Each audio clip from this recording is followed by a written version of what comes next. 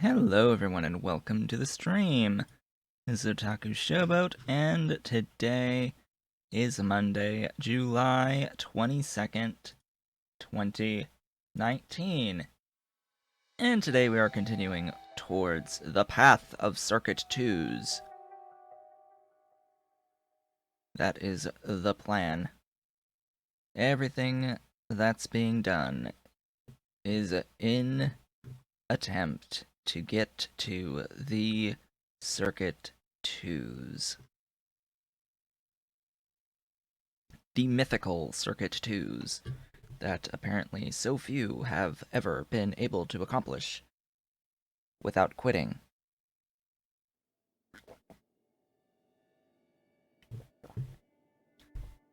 So, it is Monday. There is apparently going to be an update to the game itself. Unless they've changed their mind, but we shall see. Regardless, it hasn't happened yet, so we're still on whatever, 1758? Yeah, 1758.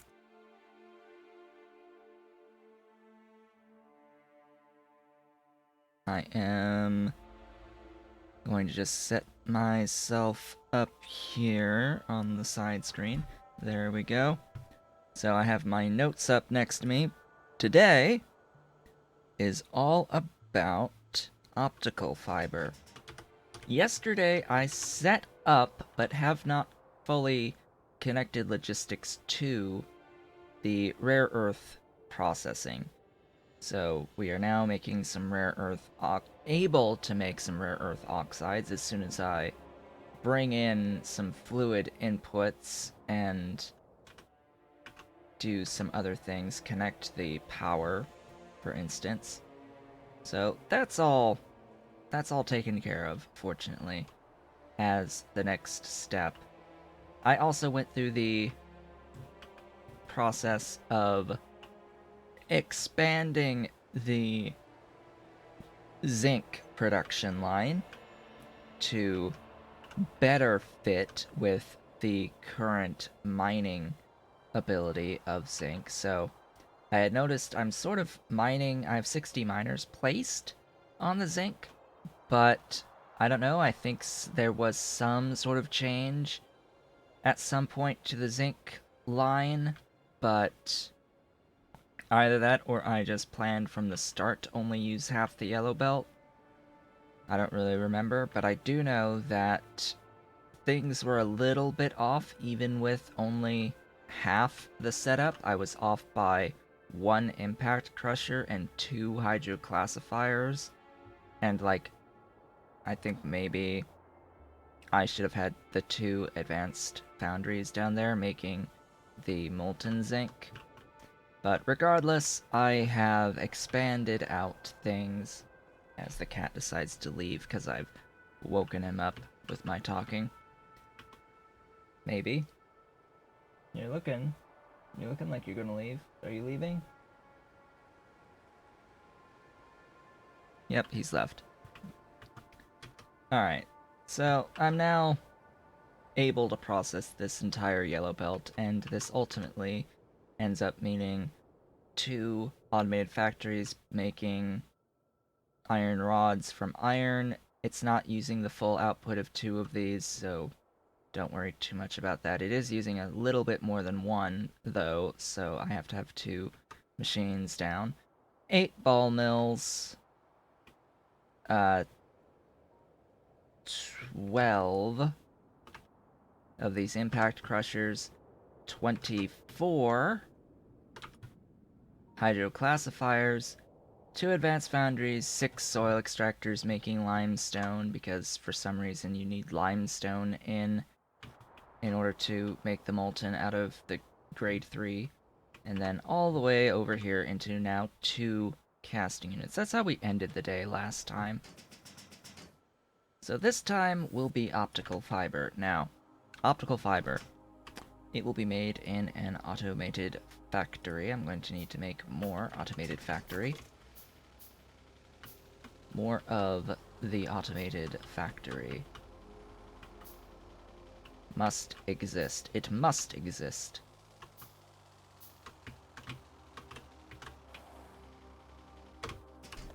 I need 0.4 minimum per second of optical fiber in order to feed the circuit 2 production that I want. However,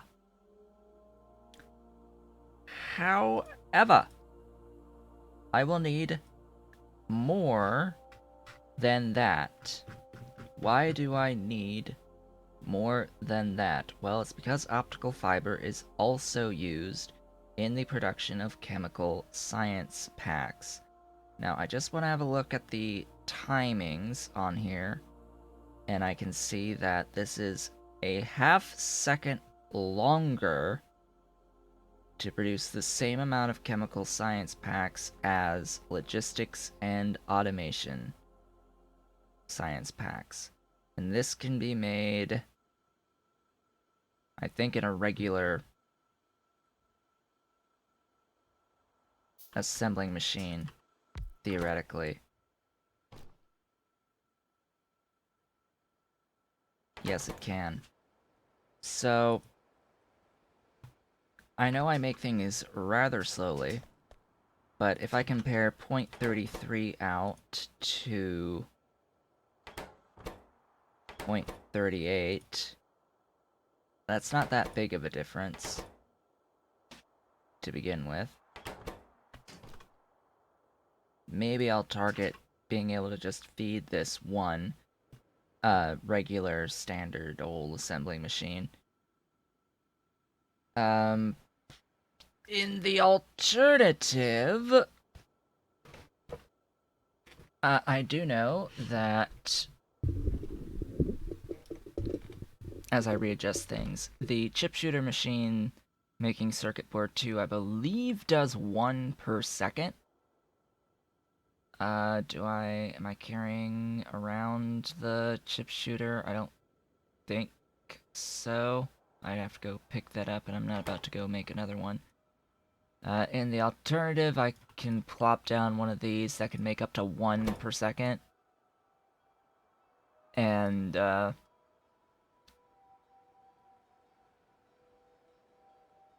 feed less than that. I don't need the 1 per second.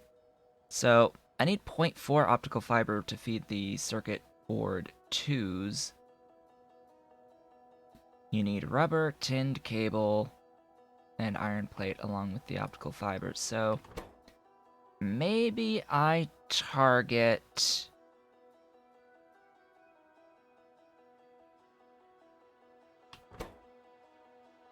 0.6 total. Here, let me have a look in here. 0.5 is ever so slightly too low. And this would give me like 3 times that amount. 1.5. I don't really need 1.5. If I look at what optical fiber is used for, it is used in some other things, even circuit board 3s, so I might want to feed an automated factory for this, so I think that is what I'll do. I will look to feed an automated factory. Now, what that means, the difference between 0.4 and 1.5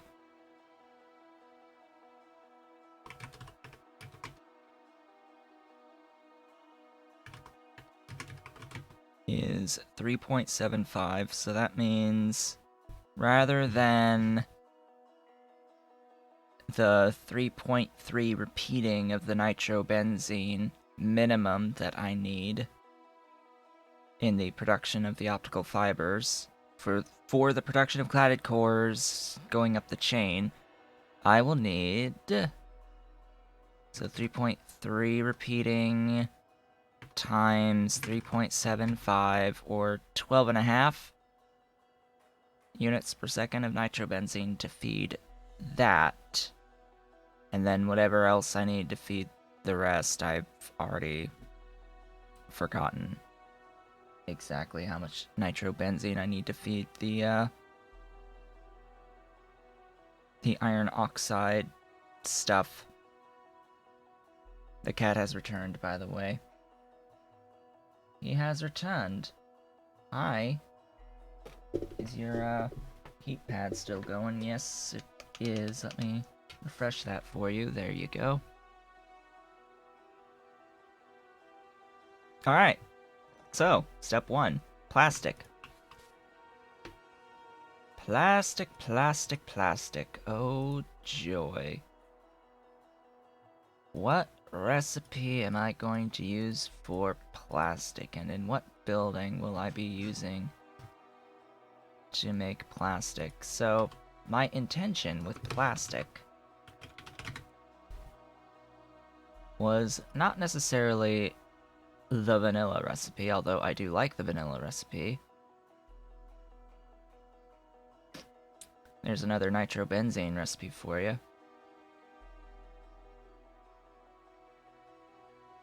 That's 2 per second for a lot, actually.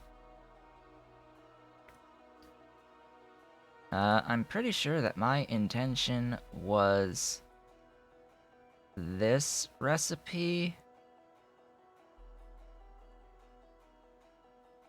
Maybe. Just because I have a lot of aromatics, but I am a little bit concerned with how much syngas this uses. Plus, I'm sort of getting some power from aromatics at the moment. Maybe this recipe. I don't know how much excess propene I'm making at the moment. Where am I making propene? Because I'm pretty certain I am making propene right here. Right here is propene being made out of syngas and steam into water that feeds back in. Yeah, all this is part of my process down there. Where is my nearest vehicle? Vehicle. What's in this vehicle? Stuff. Stuff is in this vehicle. I have planned poorly. I have planned incredibly poorly. Let's go this way. Can't get out of my own Sin City. Of course, I'm going to run into every single one of my cars. Every single one. That's tin chromium. Alright. Have I gone too far already? No, it's right down here. So I had a plan for this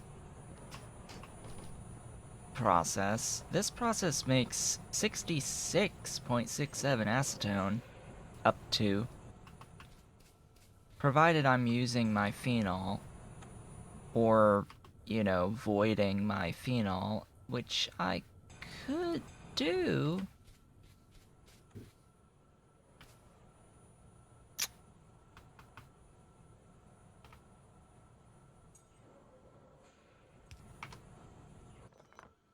Oops. That was not intended.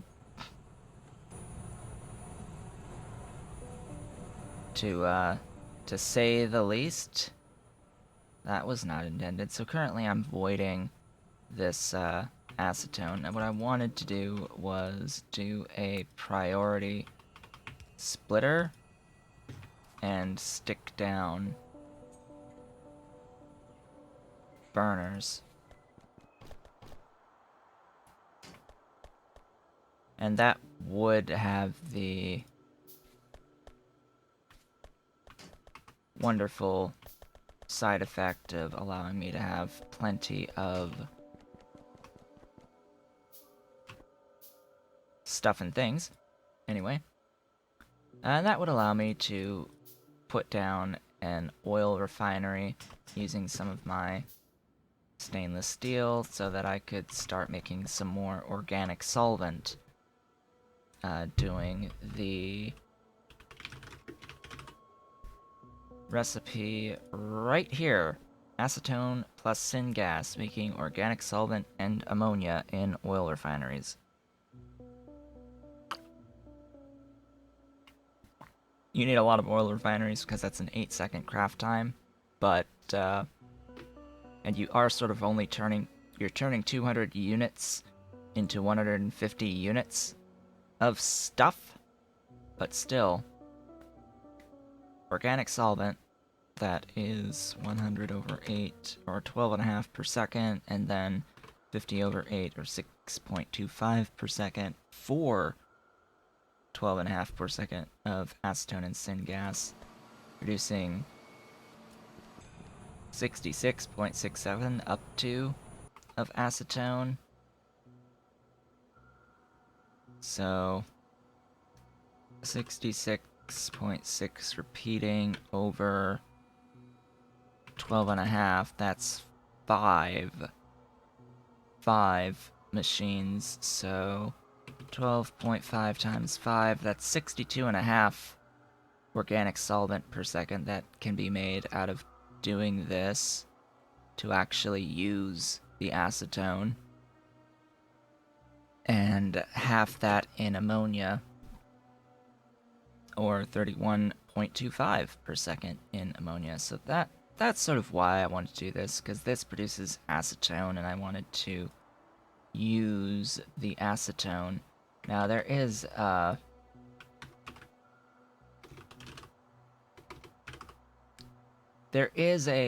Tholen recipe, I think.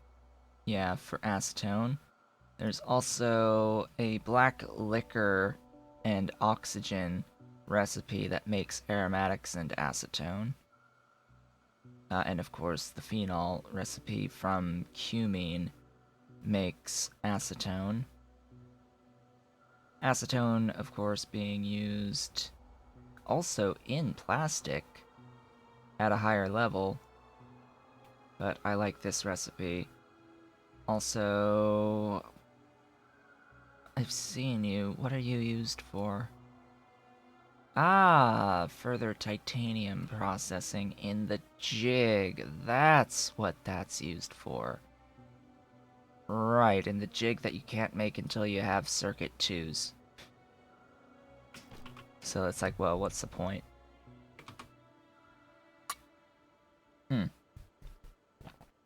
Okay. Enough of that. Time to stop wasting time. The plastic. That's what we were looking at. Plastic! Glorious plastic. How much propene? Not a lot. So yeah, I'm not going to do that recipe. That recipe can straight up die. Now, what machine are you done in? You are done in a methanol reactor. Methanol reactor. Right there. Oh, I need to actually pick up some of this, oddly enough.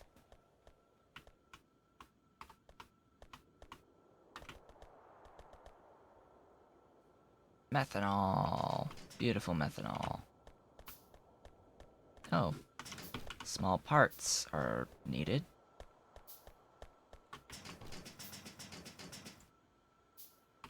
Okay, methanol reactor. Let's have a look at you. Oh yeah, you can also make crude oil with this. Now, speaking of methanol, I will actually need to make methanol. Why do I need to make methanol? Because I'm going to need to make acetic acid, which is going to be used to make zinc acetate, which is required for one of the silicon wafers that I need. One of the types of silicon. There is a specific, I think it's the light N doped silicon. The light N doped, or is it? No, it's the P doped. That's what it's used for. It's the P doped silicon, which is requiring zinc acetate, as well as silicon wafers and diborane and etching solution. That's the one.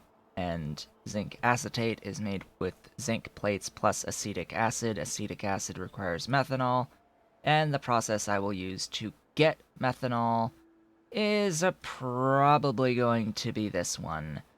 Copper plate plus titanium tetrachloride plus methane plus hot air. Because clearly, I think molybdenum is a lot more valuable than titanium tetrachloride. And I don't think the amount that you get from the tin chromium alloy is worth it. This is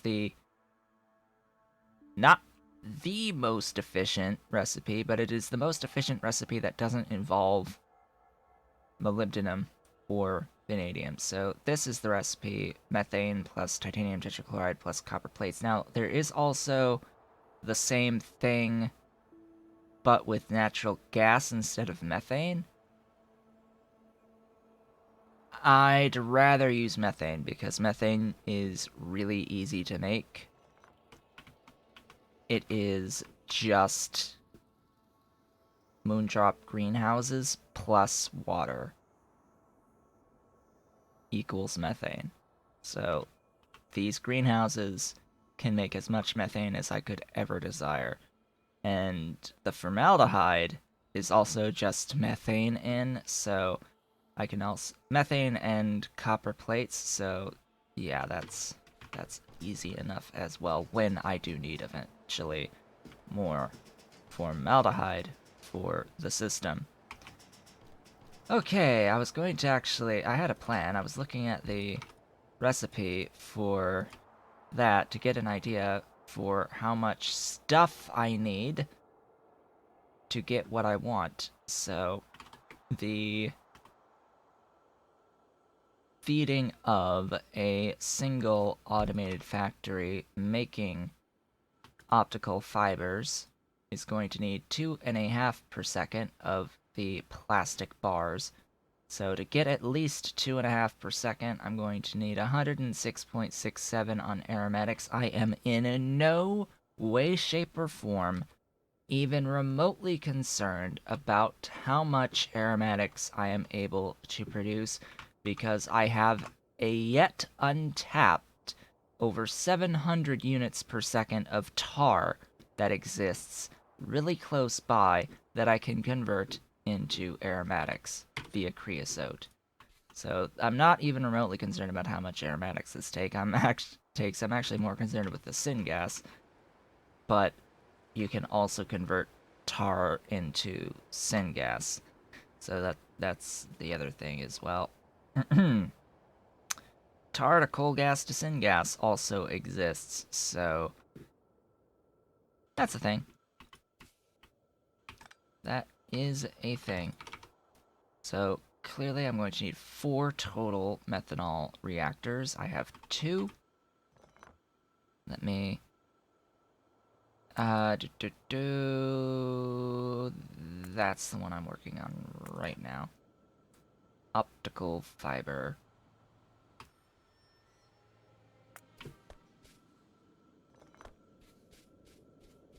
So where is the nearest car?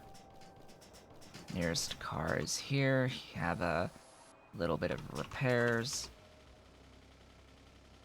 There's my 4 methanol reactors. So, next question, where am I going to put it? Good question. Theoretically, I have this space as well to do stuff in. Would it be worth putting plastic there? I don't know. These are fairly small buildings and only taking fluids in, so I guess that makes some sort of sense. Actually, no, it does not make any sense whatsoever because I'm going to have to route the plastic onto the bus. And if I do it here, that makes things really awkward trying to get plastic from here to a line on the bus that ends up being going out this way and up this way. So from here to here, that's not quite simple to do. It's not impossible. It's just not simple. It's not simple. I'm going to do it anyway just to show what it takes to do that.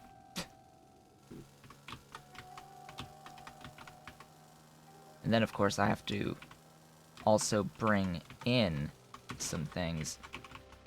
The car goes haywire when the UPS dips and bobs and does what it's going to do as I try to go down my bus.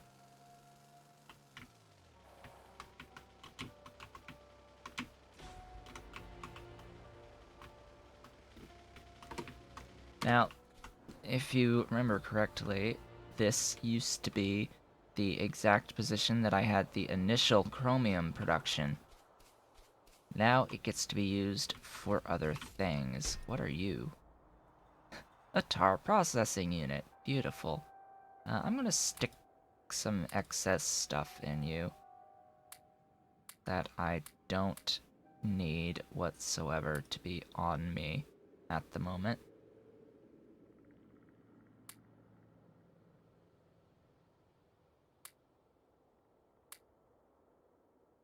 That should be good enough.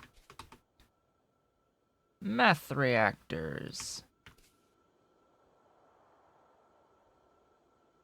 It's a solid out and 2 gas inputs in. If I place it here, that gives me a good line on the gas inputs. I'll have exactly the 2 that I need. If I do that on the solids, that gives me a good path that way. The only question is, okay, that's not ideal. Why? Why are those fluid boxes in the position that they are? I have no idea why the fluid boxes exist like that, but okay. Also, I do not actually need this hot air brought over anymore. What I will need is syngas in, as well as the aromatics in.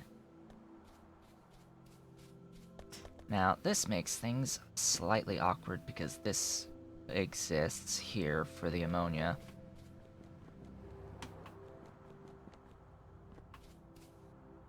Well, either way.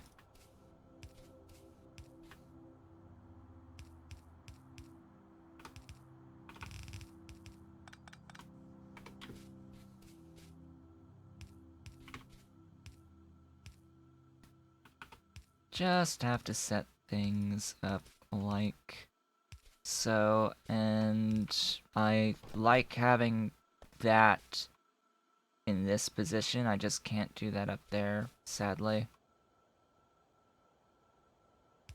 And you are aromatics, so let's do that. There's aromatics in. And I will need syngas in as well.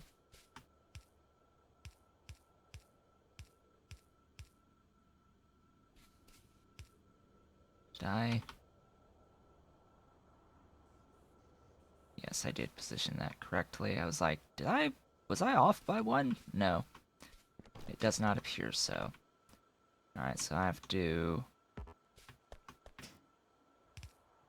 do that there, which means I am actually perfectly aligned, don't mind me.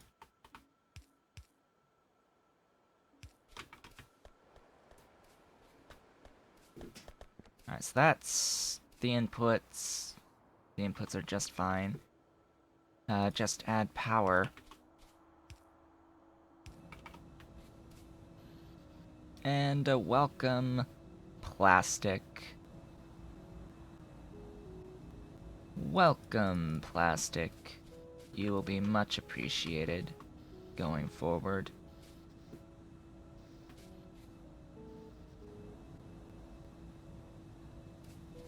Now, this of course puts yet another drain on the syngas, which also gets used in the production of the zinc.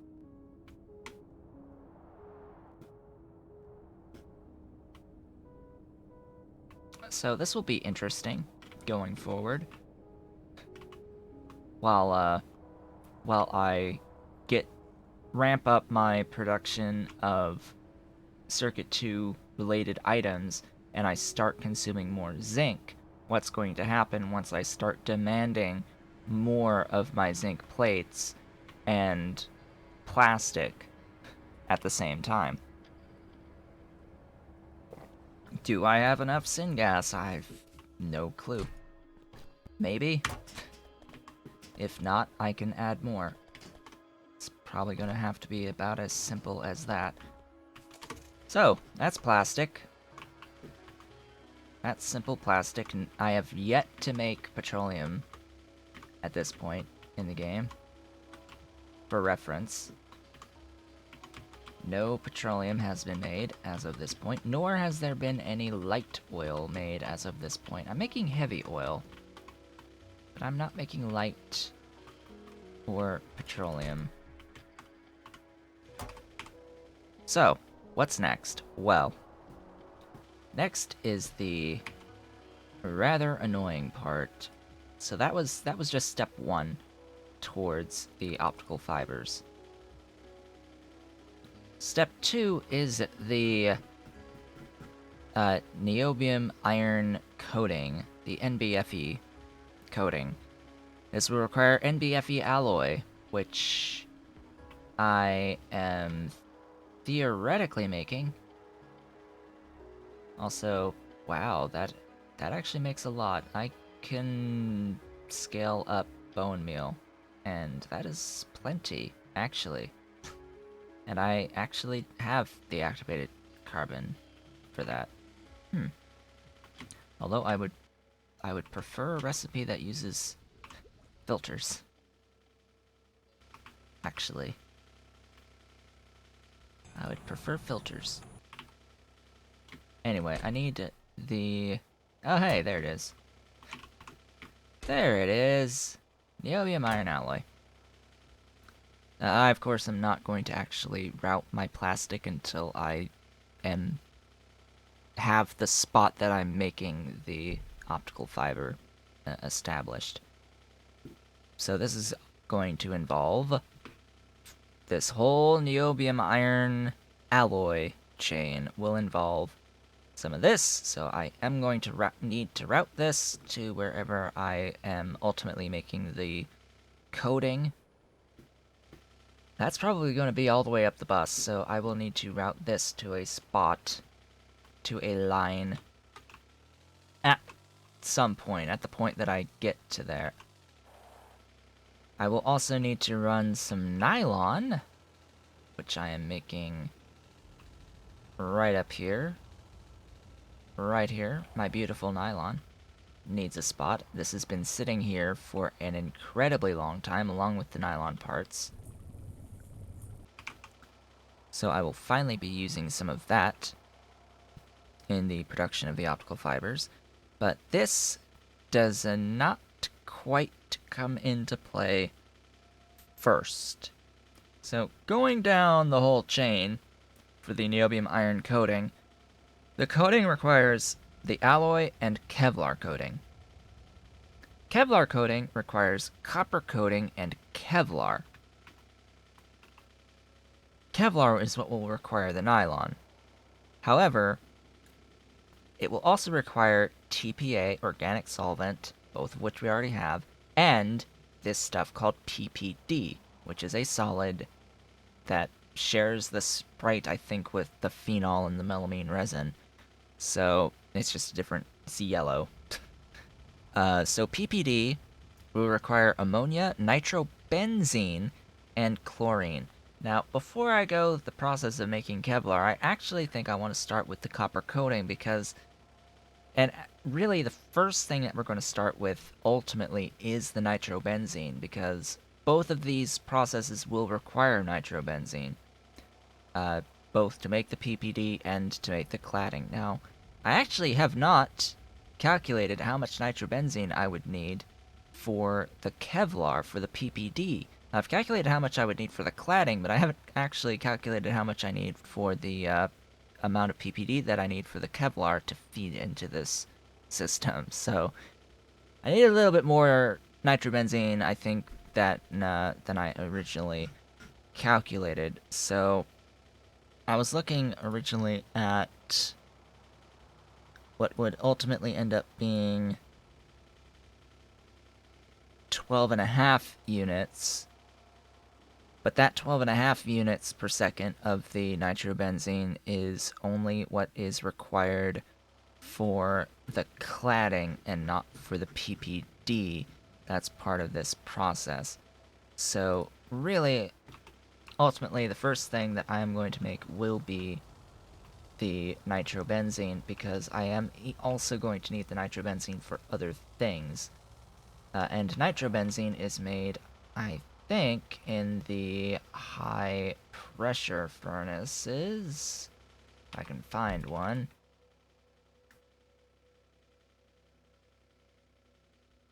No.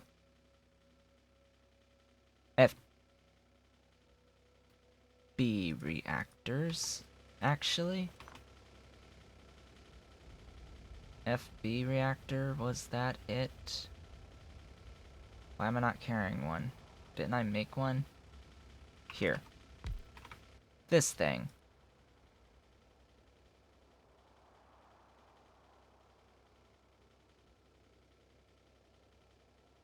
What? Here. It's like, where did it go? It's here. Oh boy. So, I'm probably just going to have to admit that I am going to need 3 of these total at this point. Now, the biggest pain in the rear is actually the sulfuric acid. That is actually the biggest pain because sulfuric acid, no matter what, ends up being fairly resource expensive to make, and I only have the capacity to make 100 units per second at the moment. This can be expanded. It is being made down here. At least I think I have enough room for expansion in terms of my sulfur inputs. Now, I've looked up various different ways to make sulfuric acid, and frankly speaking, I think that this vanilla recipe converting sulfur 10 to 1 or 1 to 10 sulfur to sulfuric acid is probably the best ratio of sulfur to sulfuric acid because the sulfuric acid through acid gas is problematic. Otherwise, we just have to wait for fuel production, I guess. I think that this might be a far more efficient recipe with a closed-loop water system at the cost of chromium and petroleum, mind you, and some acid gas to give 500 over 12.67. 39.4 something, 47 some odd value per second. So just under 40 units per second of sulfuric acid doing that. Wow, that's actually probably not very good at all, considering that you get 50 for this. 50 for this. It would be better on the sulfur to gas ratio, ideally, in this recipe, but more expensive on the other inputs. And it gives you aromatics. So that's a thing. But I can't get this until after Blue Science hits, and by that point I would be able to make the Mark II FTS reactor as well. So that helps a bit, considering there's no Mark II chem plants.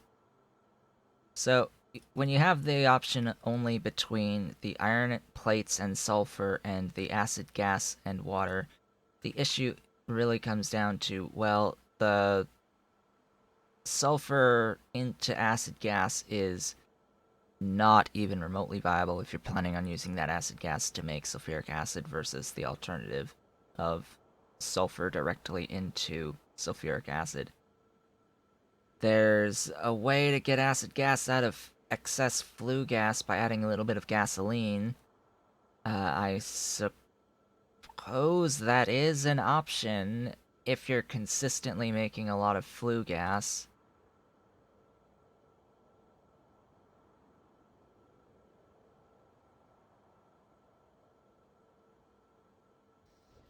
There's also some refined syngas out of methanol and syngas, but Then there's this tailings plus biofilm, which again, You have to go through the effort of making the biofilm. Oleochemicals and oxygen, giving you petroleum and acid gas, and a lot of syngas, and coal. That's an interesting recipe, but probably highly expensive. Huh. Lard and nichrome. That's actually not too bad. I think I like that recipe. I think I like this recipe. To be completely honest, yeah, I like this recipe.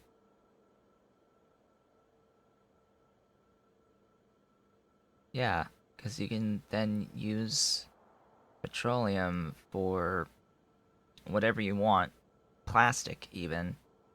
You can use this recipe for that more advanced uh, sulfuric acid recipe. It doesn't quite give you the correct ratio, but at least I think it doesn't give you the correct ratio. Absolutely not, because it gives you a 1-to-1 versus this. So but it does give you a lot of the petroleum. Just add a little bit more from something else, and boom, you've got what you want. Plus, you've got coal coming out of this, which is convenient. And that is a lot of syngas per second out of it.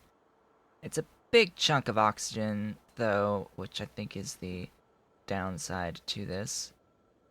You can turn tailings into tailings dust to get some acid gas. Alternatively, you can do the coal bed gas route, which... yeah. So I've already done this math. And, let's just say that... yeah, yeah, don't do it. Short answer, don't do it. It is not even remotely as valuable if you have the access to the sulfur. It's like, well, if you have the access to the sulfur, this just requires way too much. Yeah, to get the amounts that you need of the acid gas, I mean, you do get a lot of flue gas out of this, which, again, you could do this to also get a more acid gas out of it, but at the cost of your gasoline. And then, again, biofilm being used here from raw gas. And then tholins. Our friend, the tholins.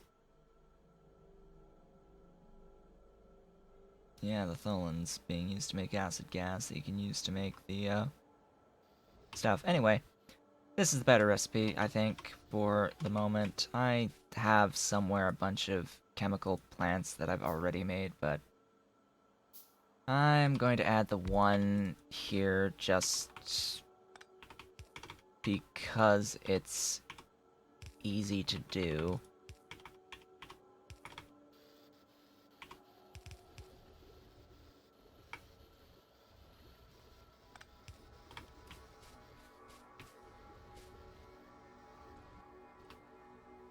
So that lets me make up to 150 per second, consuming the entire belt of sulfur. So good luck getting sulfur when you need batteries too. I'll probably say down here that that's the priority. Making batteries the priority. Okay, from here, now that I secured a little bit more on the sulfuric acid, I want to look at my ammonia. So, ammonia. Currently, I think I may only be making ammonia. No, I'm making, I think, a little bit extra out of the urea, but I am getting some out of this cyanic acid and ammonia from urea. But I think I'm doing some of this. You could also get it from tholins. And later you can actually finally do the actual process of making ammonia out of the component parts of nitrogen and hydrogen. That will be convenient when we finally get access to this recipe. It's slow, mind you. It's only producing 10 units per second at the cost of 10 of nitrogen and 30 of hydrogen. So a nice big line of chem plants making ammonia will be a thing in the future. Also, this will produce some ammonia for us once I start doing the organic solvent here at some point. Also, apparently coke fluidization gives ammonia. Did I go all the way past it? No, I don't think so.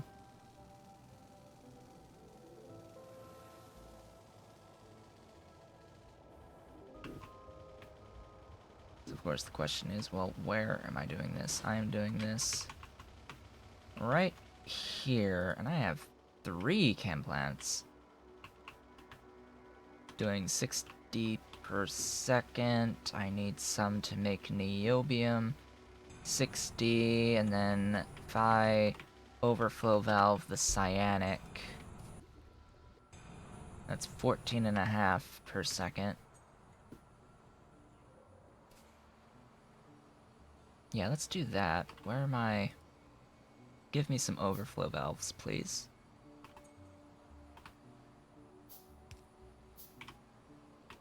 Ooh, give me some gas vents. Why do I not have gas vents? That sounds like a terrible idea.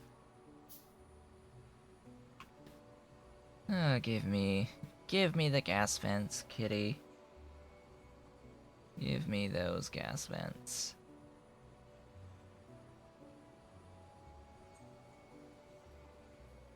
Come on, make them.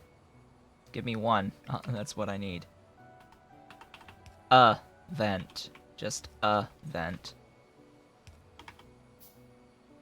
And, like, power. That would be good, too. Now this is minuscule amounts that this produces. might not actually even be worth the urea. Actually, it's not even remotely close to being worth the urea. At that point, I'd much rather this be backed up. I'd much rather this get backed up on cyanic and use my urea exclusively in the ammonia production. That sounds like a much better plan. But I can't really add anything else to this. Now, speaking of cyanic...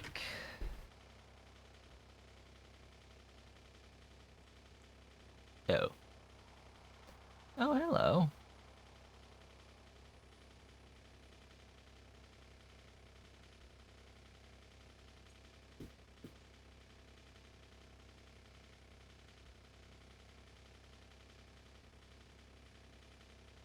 I'm tempted by the Tholen-based cyanic, actually. But I'm thinking that once... I really want to get to advanced electronics, because advanced electronics locks so much behind it. It gatekeeps a lot of very useful recipes and other technologies, such as modular armor, which is supposed to be a green science tech, but a bunch of green science, useful green science techs got locked behind advanced electronics at blue in this mod set. Alright, so I should... Let's see, I have 60. What the heck? Where's my...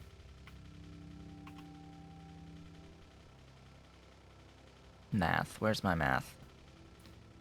Where's my building that makes the nitrobenzene? You. You thar. So, I definitely do have enough ammonia at this point. FP reactors are cheap, so I can just make a whole bunch, and they're used as ingredients, so I'm not worried about having anything stuck sitting around anywhere. Now, as per usual, where am I going to put it?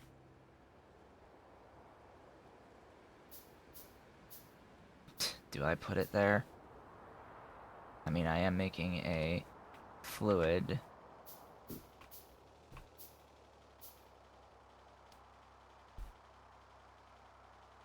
I'm making a fluid out of fluids, so I guess I can put it down here and be okay.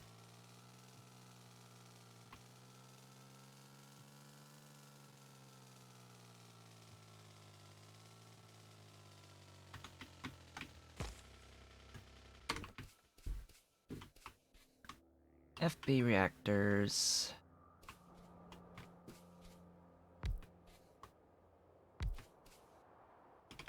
Is that spacing going to work?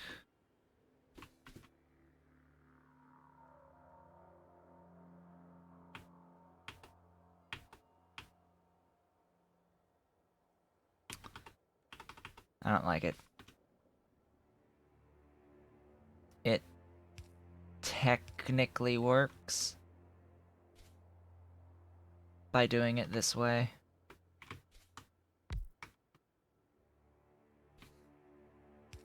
Technically, because I can do that going that way and that going that way. I can... Oh, right. Duh. There we go. That's the rotation.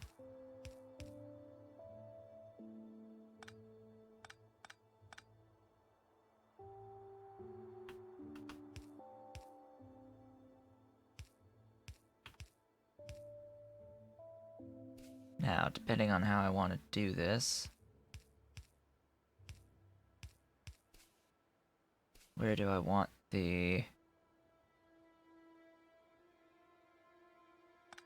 let's do that. That allows me to do that. That should be everything covered.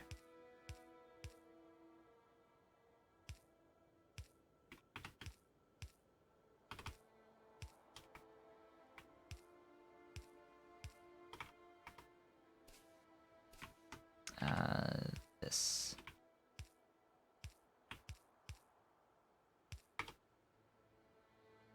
Yeah, that should be it, right? Pretty sure. So, welcome, nitrobenzene. As far as benzene itself is concerned, I've got the ability to make a lot of that, I do think. Now, speaking of ammonia.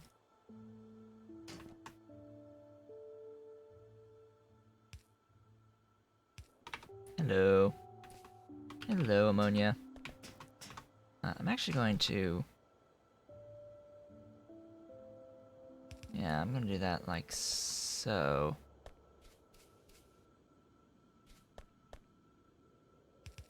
Because it gives a convenient spot on the bus.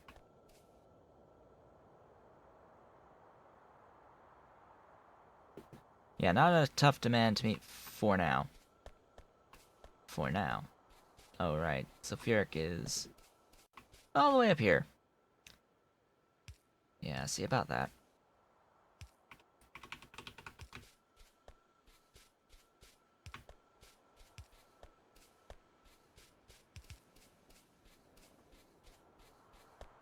Oh, please have enough stretch. Thank you.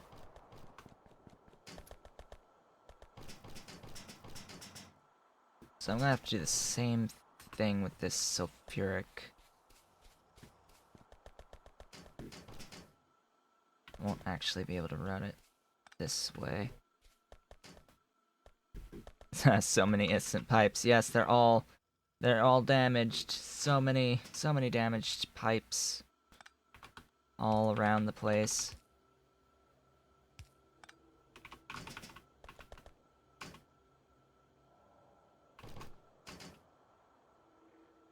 Oh, that's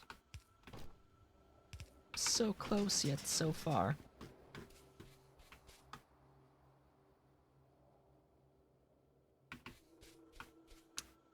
Benzene has the distinction of needing its own spot on the bus.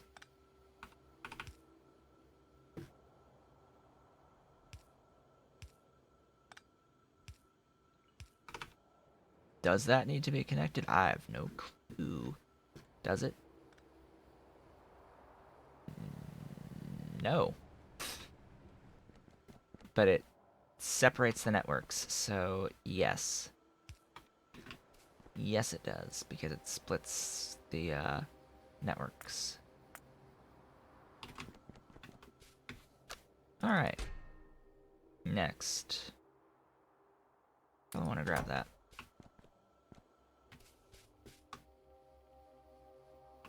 Just add benzene.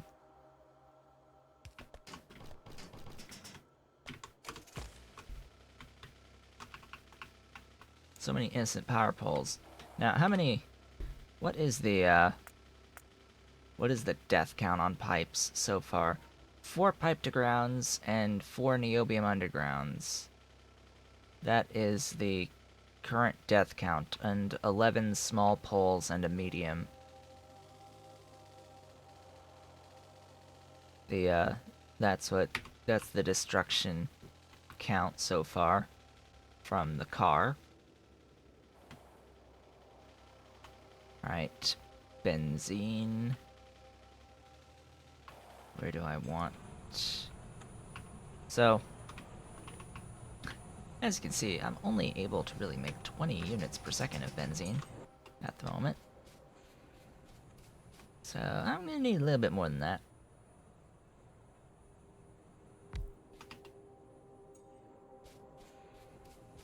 What was it again that I needed on that? 37.5, so yeah, double. Double is always an option.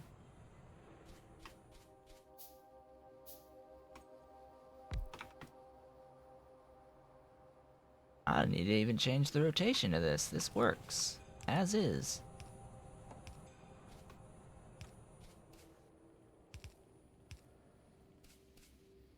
I may want to use these, though, as the undergrounds.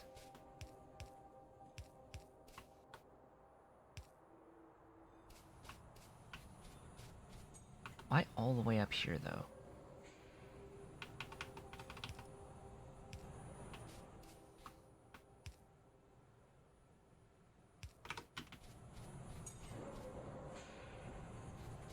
Yes, copy-paste is fine for doing that, I just didn't feel like it.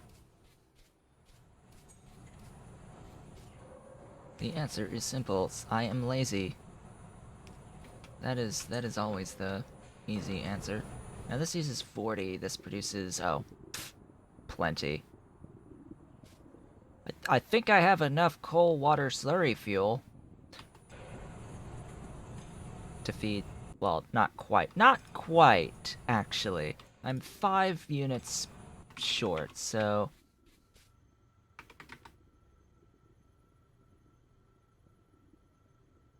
Here, have another. There, I copied.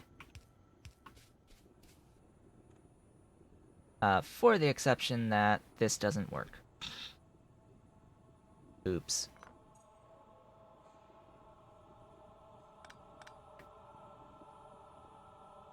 That does, though.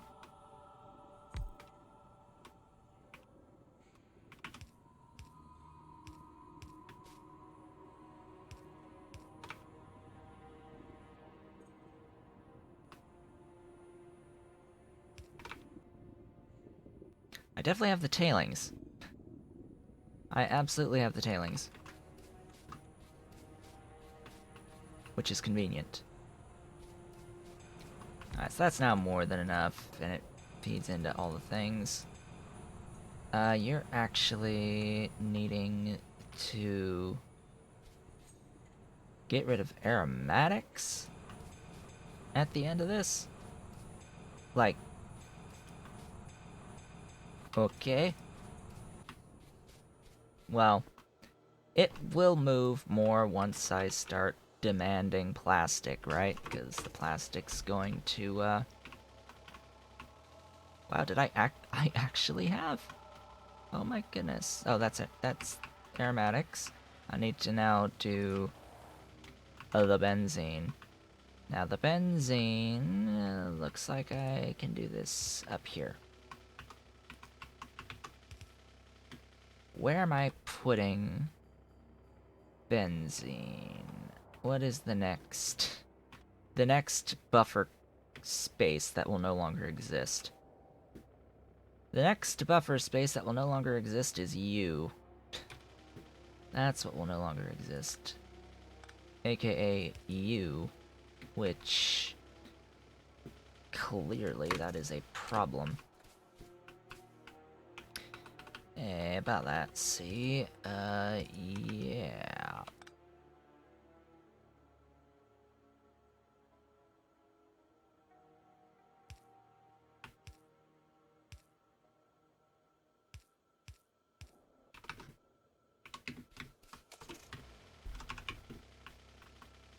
Don't mind me while I could handcraft red belt undergrounds to avoid that problem.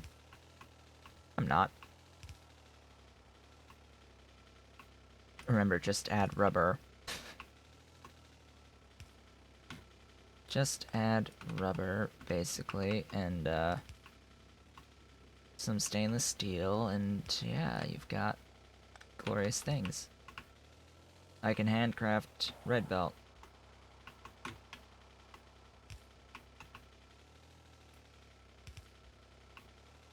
So this, of course, goes all the way down. The downside to this is I have to do,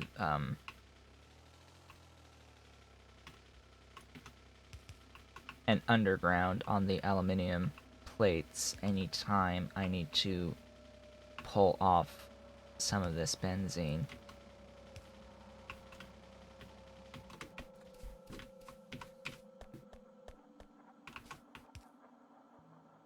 Now, I'm hesitant to use the line here, right next to the benzene, just because it makes doing this corner a little more annoying.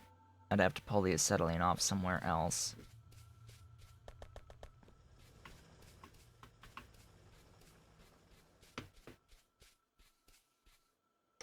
Okay, so benzene.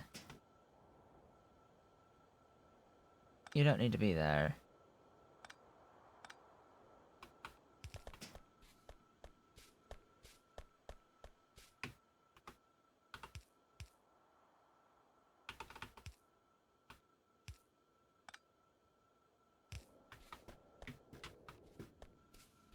There is that. Just add power. There they go! Your sulfur is not connected because I'm a dummy and I always miss the ones on the end. There we go.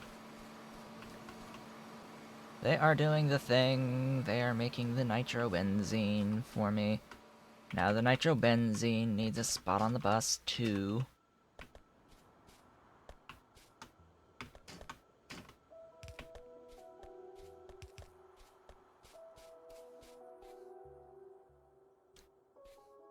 Let's see. You...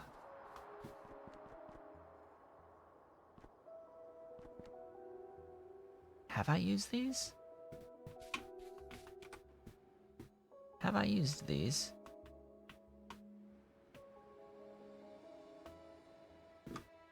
I've used that one on creosote. Have I used this?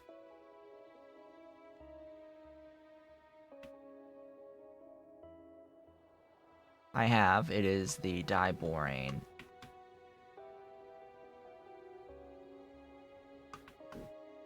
Gosh, how I remember that icon after such a long time is, yeah, that's a bit beyond me. How the heck did I remember that one?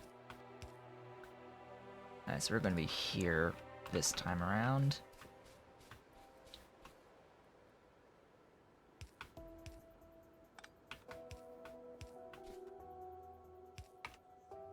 I am assuming, though, that this lane isn't used.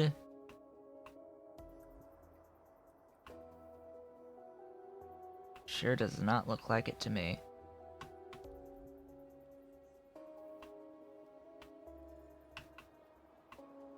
Ha! The one next to it is actually in the form of the coal bed gas, so I need to actually mark that down by doing that to say, hey, I'm actually using this. This is being used for the coal bed gas that's being produced all the way up here. Now, the one directly to the right of the coal bed gas was completely free, fortunately. So that works just fine. I can have my nitrobenzene here. Excellent, that's the next thing done. As I stretch and drink more coffee. More coffee with coconut almond milk.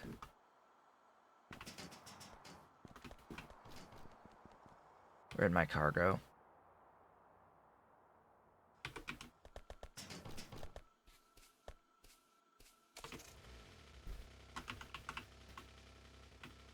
Okay, nitrobenzene. That's that setup. What is next as I allow the car to take me away? As I allow this belt to take me away. Let me next do... We can do cladding or glass cores next. I suppose I'll do the glass cores because this actually means I have to go backwards on the bus. So the glass cores are going to start consuming the silver that I have.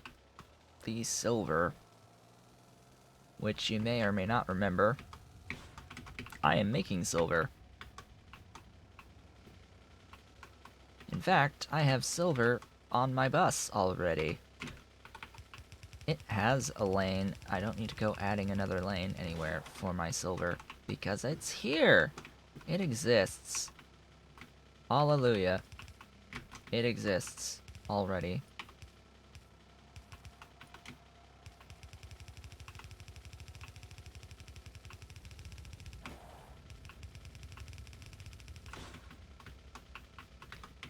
So when I said everything comes back to that Circuit 2 production this whole time I've been saying everything relates in some way, shape, or form towards the production of Circuit 2s.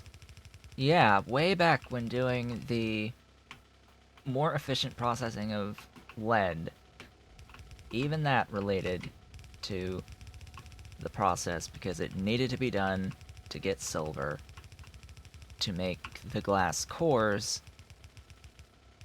Well, to make the glass cores, to make cladded cores, to make copper coating, to make Kevlar coating, to make niobium iron coating, to make optical fibers, to make circuit board 2s.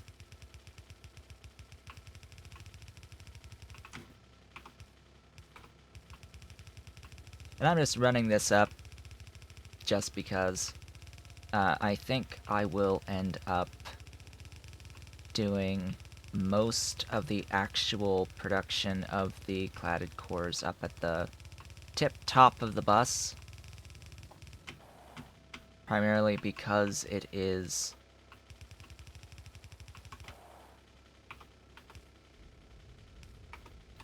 may as well do this every time. Primarily because it is what's free up here. And I know that this is the 4th line. So I can do all of these undergrounds freely.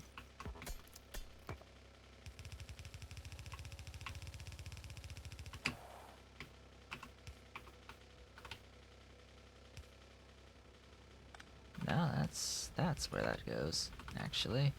Really? You go the other way? Of course you do.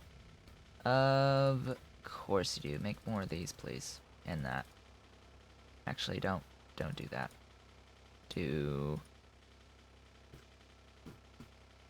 Where is it? Do that.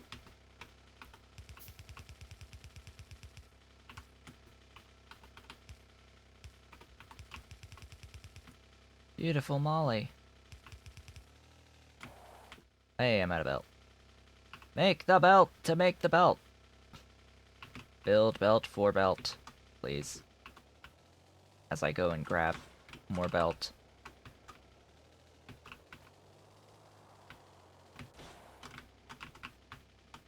I need more belts. Let's do this. Down we go. Same thing with Coke. Yeah. Yes, lots of very... lots of things that can cause issues. And death. If you were to actually encounter them. Try to hold them and pick them up. Yes, the rock finder is also a pipe finder.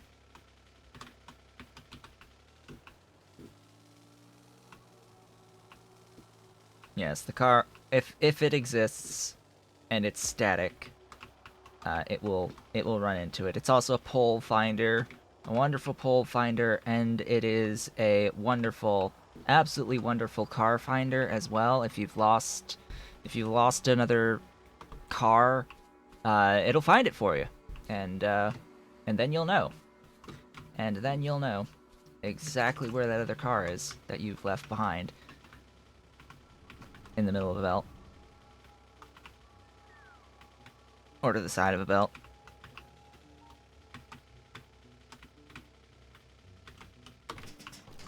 You'll know exactly every single time. Without fail. You will know. Here, have some belt. Let's not lose this car this time.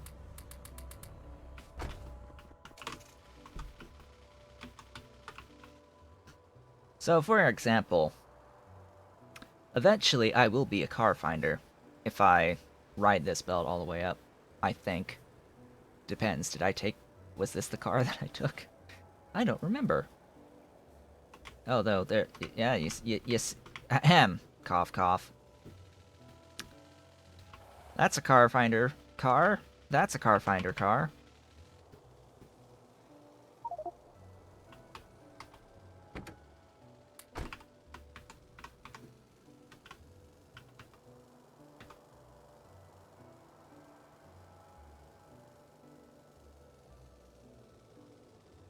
And here I am going... I'm going towards the end of the bus. I don't even know what machines I ultimately need.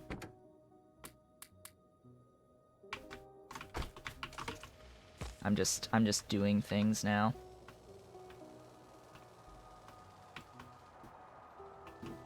This is my silver, right? Yes. Remember what I said about the whole don't just run belt for the sake of running belt thing.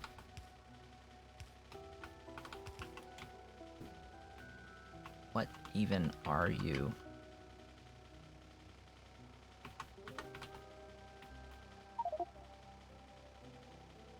Nichrome. Is that new? I don't think I've actually physically seen the Nichrome sprite actually on the bus yet, so that looked a little different.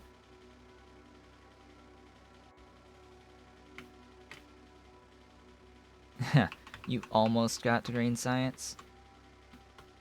I think you should go and get to green science. It lets you do a lot more things. And then you'll quickly realize once you've run out of green science text that there's a lot more cooler things that are a lot more efficient after blue science. But then you have to go the route of circuit 2s, and yeah. People look at that. They end up and they end up not going much further than that. Generally speaking. They look at what's required for circuit 2s, and it's like, oh gosh, so many things, but really all it comes down to is taking it one step at a time. Just take it one step at a time. Alright. I will probably be needing a lot of these. So, going all the way down to where I will need glass cores. So that's what I'm doing first, is the glass core. I think this is actually a high pressure. Yeah, this is the high pressure furnaces for the glass cores. It's going to need stuff. Now, what am I That's the next thing here, is I'm going to need to make some buildings so that I can figure out what is my production target on these glass cores. So, I need 0.4 optical fiber. I am trying to feed 1.5 optical fiber. What I am trying to do is, because I know I need more optical fiber than what I strictly need to make circuit board 2s in order to get chemical science packs, I'm going to target just a single automated factory's worth of production of the optical fibers. And I've already made the 2.5. I've already set up the 2.5 per second on the plastic bars, so now I have to set up 0.5 of the niobium iron coating. So 0.5 on niobium iron coating. quite conveniently, that is a single automated factory making niobium iron coating. It will need a half of Kevlar. A half of Kevlar coating will need a half Kevlar and a half copper coating. The copper coating is not made in these, unfortunately. The copper coating is made in an electrolyzer. I should have one of those. Why did I leave it behind? I left it behind somewhere. I left it behind somewhere. What are you missing? Iron. Of course you're missing iron. You'll always be missing iron. How far is my iron? My iron is here.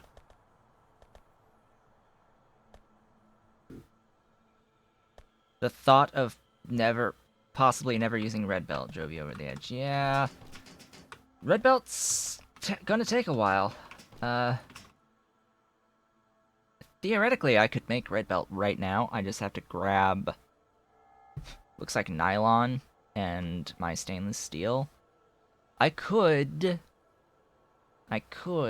make red belt and start that transition. I could start automating some red belts to start building a stockpile of it, but if I were to think about potentially upgrading every belt that I currently have laid down into red, we're talking in the range of tens of thousands of units of belt, if not over 100,000 units of belt to have to place to do the upgrade.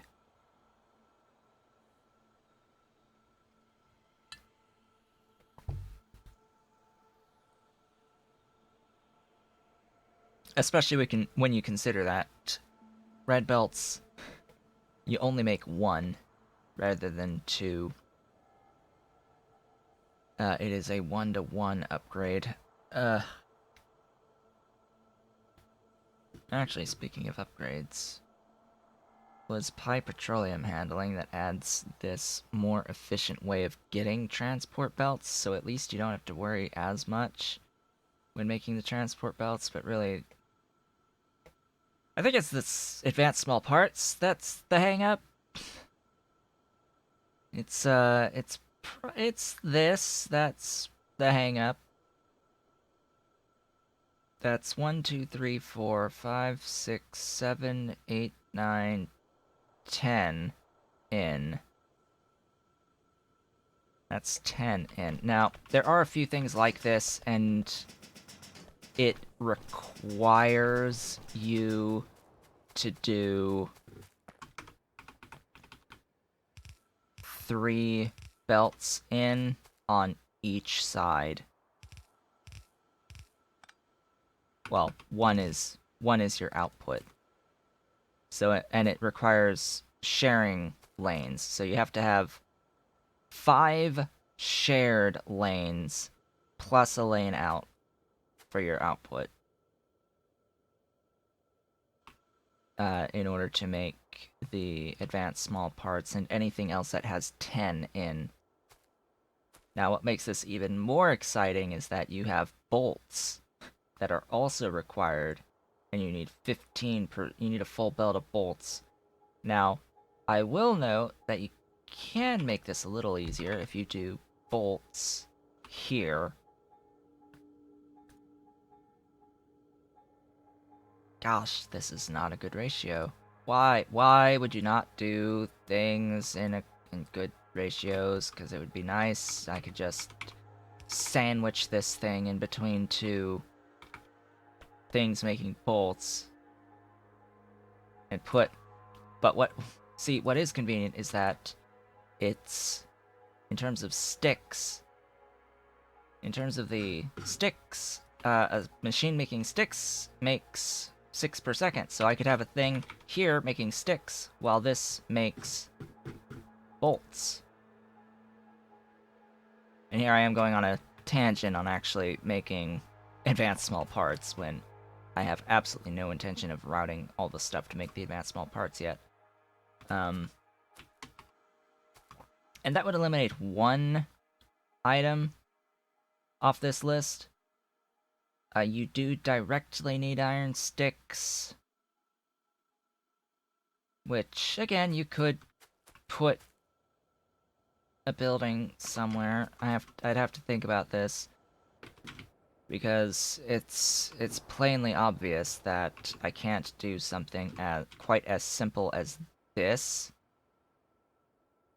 to make small parts with the iron, with the advanced small parts. So I can't do something similar to this with the advanced, because it's just too many inputs.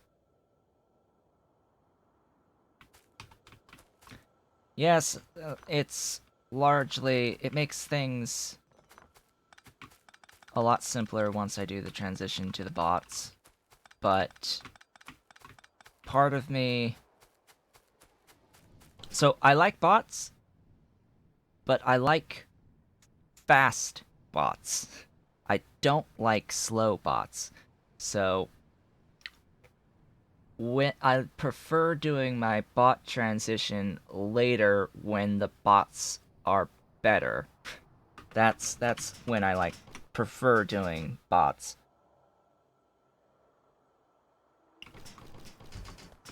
Because early bots are just simply too slow. Anyway, I am continuing to be distracted. Electrolyzer, please. Please, the electrolyzer. There we go. You are copper coating, which need... let's see. What did I say I needed again? Oh boy. You! Give me that. Give me that. 0.5. Of course it's 2. Of course it's 2 electrolyzers. And let me guess, the copper coating is used for nothing else. Absolutely nothing else. Oh, it's used for capacitor cores at Advanced Electronics, which are used in capacitor 3s, which, let me guess, is used in circuit board 3s. Beautiful 3s. Yes, yet another thing that I think uses 10. Yes, 11. Sorry, 1, 2, 3, 4, 5, 6, 7, 8, 9, 10, 11. Oh, joy. That's gonna be interesting. Alright. I went and I took that away when I need A, another electrolyzer, and B, to actually see the mythical circuit board 3s that few have survived to be able to see, yes. Few have survived circuit 2s, let alone circuit 3s, so I can imagine only a very select handful of people have ever actually completed the game, completed a Pyanodon's playthrough. And I'm sure those that have at this point probably done it multiple times as well. So I need 0.5. That's gonna be what? 3-ish on that?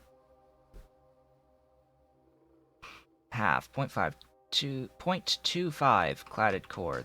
That's what I was looking for. This entire of the...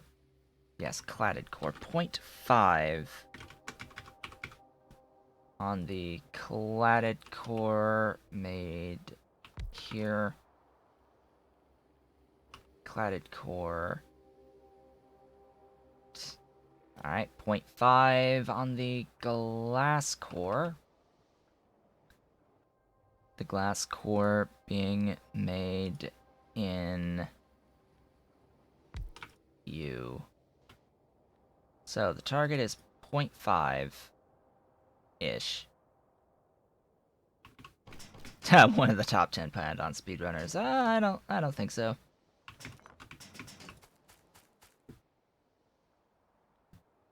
We're 95, 6 hours in.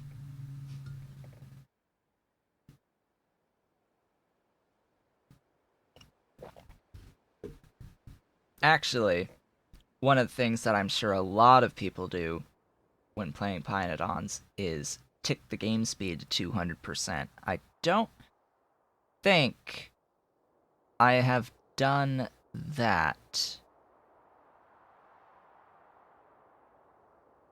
quite yet. I don't remember if I've ticked to 200% on screen. Maybe in like alternative, like off-screen looking things up type stuff, or off-screen exploring, trying to find stuff and things.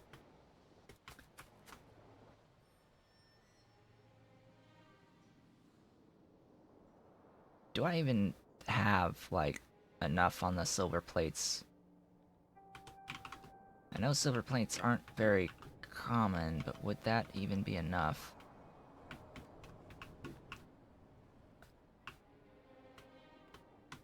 I have this.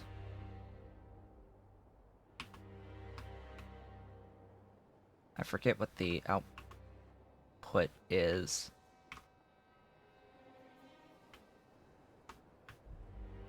And I am lacking acetylene, clearly.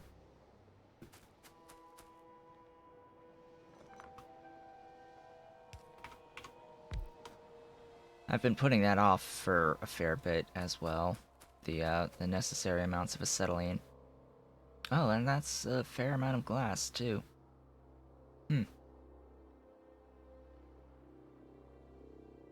I'll probably... Do I want to share belts on this, or do I want to give myself the ability to make more?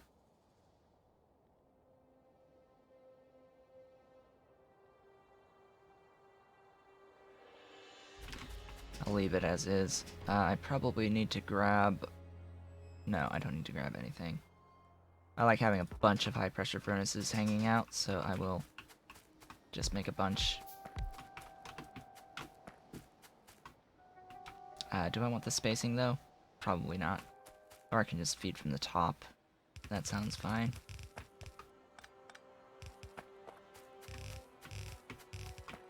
I'm going to do this with 3 lines on the top end now. Oh, the heck are you going to do 3 lines on the top end? Well, as it turns out,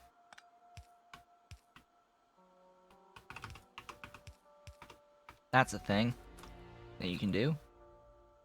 You could also do this, like so.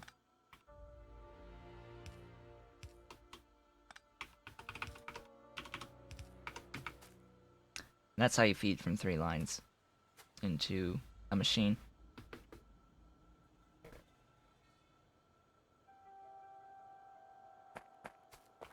Let the game run overnight. Yeah, I'm sure there are those who also do that.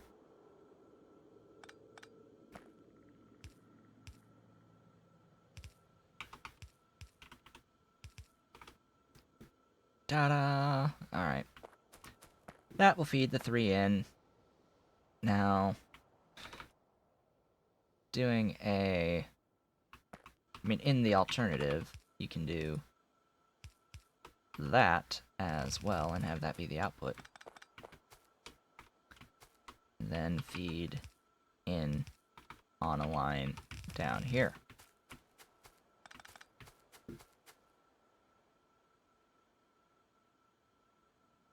In the alternative, you could also have an even output by doing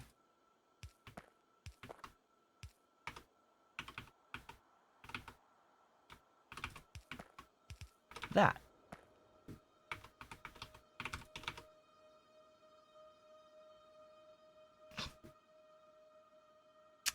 Yeah, the things you can do with belts.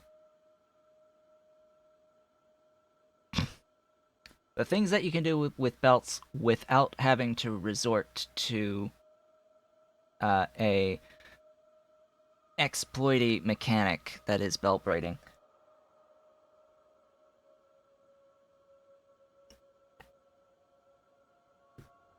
There is absolutely no need to do this, by the way. Just for reference, there's no need for me to do this. I can shift up by one tile and have two on each side, but this is to show that for any time you're trying to belt feed anything that requires doing shared belts in on like 10 items on inputs, this is generally a way of helping to deal with that. While also giving you a somewhat evened output from the machines. Assuming you're making a an even number on the outputs. Or one.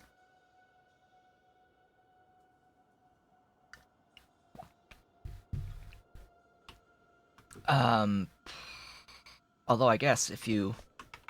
I guess this is mirrorable. Mirrorable. Like so. Just flip the direction of these two belts and there you go. That is a truly even... That is truly even. Yeah, assuming you're even making you have to fill one side of the belt. That's true, but you have to think at scale how things would work if you don't transition to robots by that point. So yeah, this is dumb, but it will be our example. It will be an example of things that you can do with belts without belt braiding.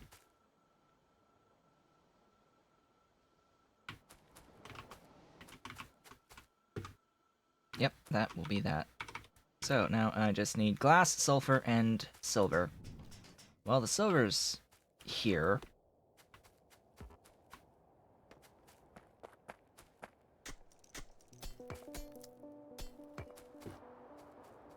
Silver is right here, and it has arrived. Oh hey, we're 96 hours now. For reference, my autosave is set to be on the hour.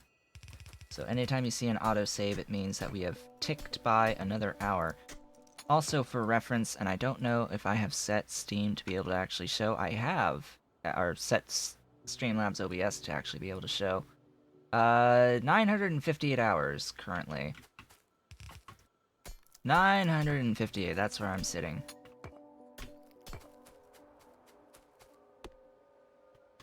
Alright, what lane am I going to feed this in on? Probably, I guess, the top.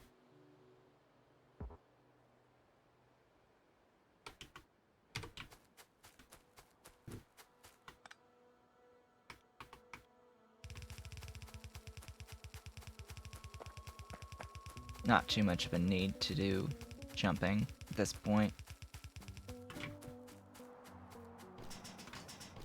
Alright, then glass and sulfur. I think sulfur's the closer one. I've also got a little bit of sulfur coming out of the molybdenum here, but that's just a trickle. Not worried about it. It's being burned. Oh hey, a thing that needs to be changed. Yeah, you're not terminating there anymore.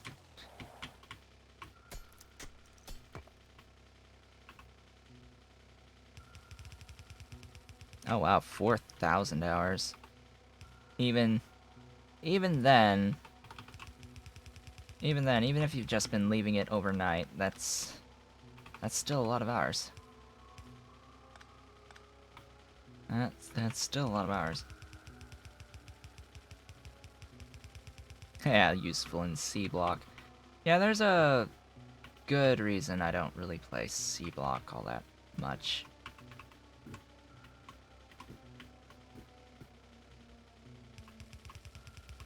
I started playing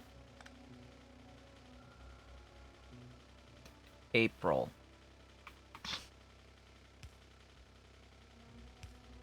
Of this year. That's when I bought the game, I think. Actually, I can look that up.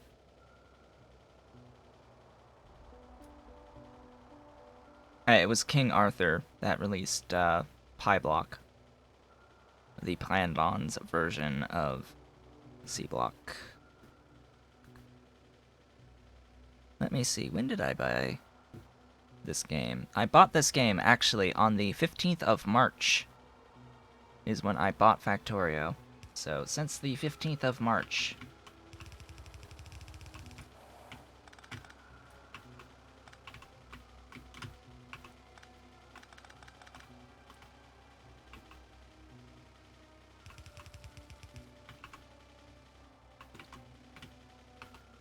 Let's see, probably gonna do this one on the next line. Right there.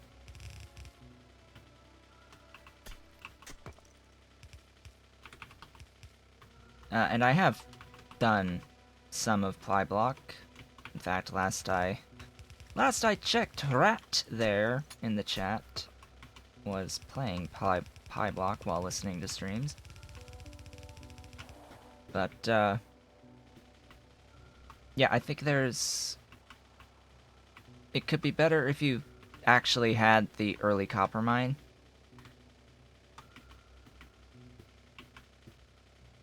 That King Arthur mentioned was missing. It's fine. I think it's actually better balanced than Pyblock in terms of than C-Block in terms of progression early on. Yes, Arkraven, there is a Pyblock. It exists. It's pretty decent, actually. You don't actually have to... You don't have to compromise between making your landfill or making power. Boom. Mind equals blown. That's like my biggest complaint about C-Block is that you can't really... You don't have a choice, really. It's either you're taking time to make more landfill to expand, or you're not making landfill to make power to actually run and progress. So there's this balance in C-Block between, do you do the landfill with your crushed stone, or do you do your ore out of your crushed stone in the early game? And either way, it's like you're always not producing enough power. But in Pyblock, power is not a concern. Power is absolutely not a concern.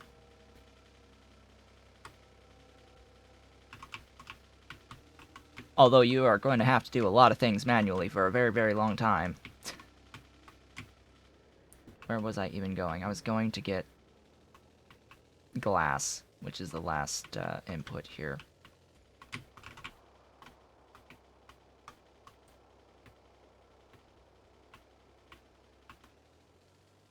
Yeah, the difficulty in Pyblock is not related to the ability to generate power or landfill at this point in time, anyway. It's still really early.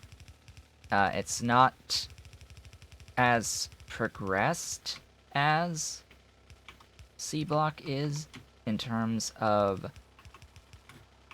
when you start a Pyblock game, there is a very specific set of steps you need to take in order to not soft lock.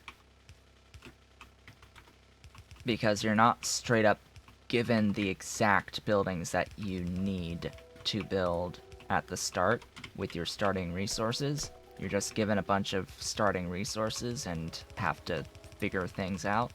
So it doesn't quite have that early game progression that C-Block has.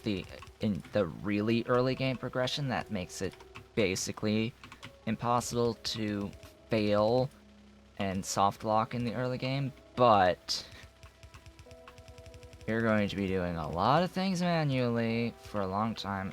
Once you get that figured out and you sort of get the idea of the flow, and you look at things like making landfill, and you look at how you're intended to make stone for that. Basically, it's soil in a soil extractor into a washer to make stone from soil into your machine making landfill. And there are burner versions that are actually steam powered versions of machines at the start. So yeah, it's pretty neat. It's pretty neat overall.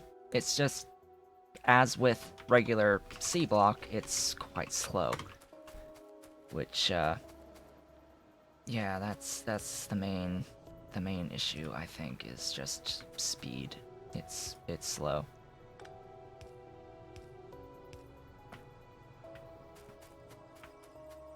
Well, once the the glass catches up, we'll have the glass cores.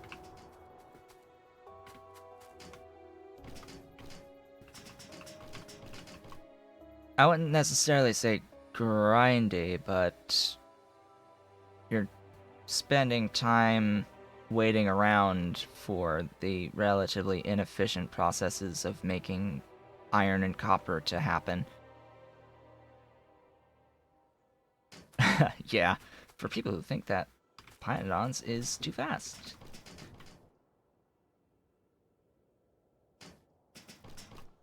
Alright, glass is starting to come in. I want to just see the first cores here. But my current main concern with PyBlock is the fact that you end up having to wait for copper, actually. Is it Pi or Pi with angels and bobs? It is meant just for Pi at the moment. So it's the Pi suite plus whatever other compatible stuff with bobs. So think adjustable inserters and such that are compatible with running Pi. That's what's intended. But then again, the person who's made PyBlock, King Arthur, is the same person who's done the compatibility mod for Pyanodons with Angels and Bobs. So it's the same person who's done the PyCoal Touch Mine Angel and is currently doing the rewrite as well. So any progress made in PyBlock means time not spent on progress rewriting PyCoal Touch Mine Angel at the moment. Which there is one very key building, I think, missing from PyBlock at the moment that I would sort of like to see them put in, because they already mentioned that it's missing, and that is the early game copper mine because every map in PyBlock will start with a starter iron rock and copper rock in a very specific placement near your starting location. And they are meant to help supplement your starting resources in the early-ish game. You'll have to grow your landmass out to them, but currently there's only one early iron mine that is a steam-powered iron mine to mine the iron rock, and there is not a copper version of that at the moment. I guess because they forgot to make one. But yeah, so the intent is for there to be the ability to tap into both of those to give you a bit more iron and copper early, which at the moment I think that you are a little bit choked early on with the ability to make copper. You'll have iron for days, for as much steel as you could ever desire, but you will not quite have enough copper to make enough circuit boards. Really, that's ultimately what it comes down to, is the circuit boards. The handcrafting of circuit board ones is the main issue there. But yeah, so what was next? What was next? These guys? I also need the cladded cores. So this is the glass cores. Oh gosh, I need to bring aramid. Yeah, done. Well, he said that he wants to post the main rewrite update by August 1st. We'll see if that happens. And that'll just be the main rewrite. Now, glass cores, I think, are these only... Yes, these are only used in cladded cores, so that can just feed right into that just fine. Oh, looks like I need to go grab more inserters. Looks like I need to grab more inserters. No, I will take all the distractions. Nothing about this is absolutely time restricted. And this is going to need the cladding now. Yes, I also hope that the main rewrite itself is done by August 1st for Pycole Touch Mine Angel. Although, that being said, it will not include a lot of the balancing changes that King Arthur is planning on making, because it will just take a lot of time to make those changes. Okay. Cladding is next. What is the building to make the cladding in again? Is it just a regular machine? It is. So, cladding. Because this is going to need cladding. Yeah, I'll figure this out. So I'm going to need to bring up Niobium Complex. That's going to take some time. And I have to bring up the Nitrobenzene. Oh look, and more glass. I only need a half per second, so ignore 0.75. I only need half. I'm only making 0.57. So, anyway. Let's see here. I will do that. Come on up. Glass.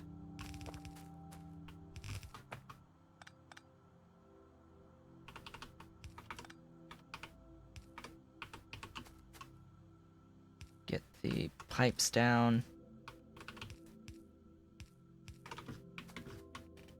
And actually, I think I'm going to take a brief break at this point in time. So the next thing is I have to run Niobium Complex from to here, from here. So here to here.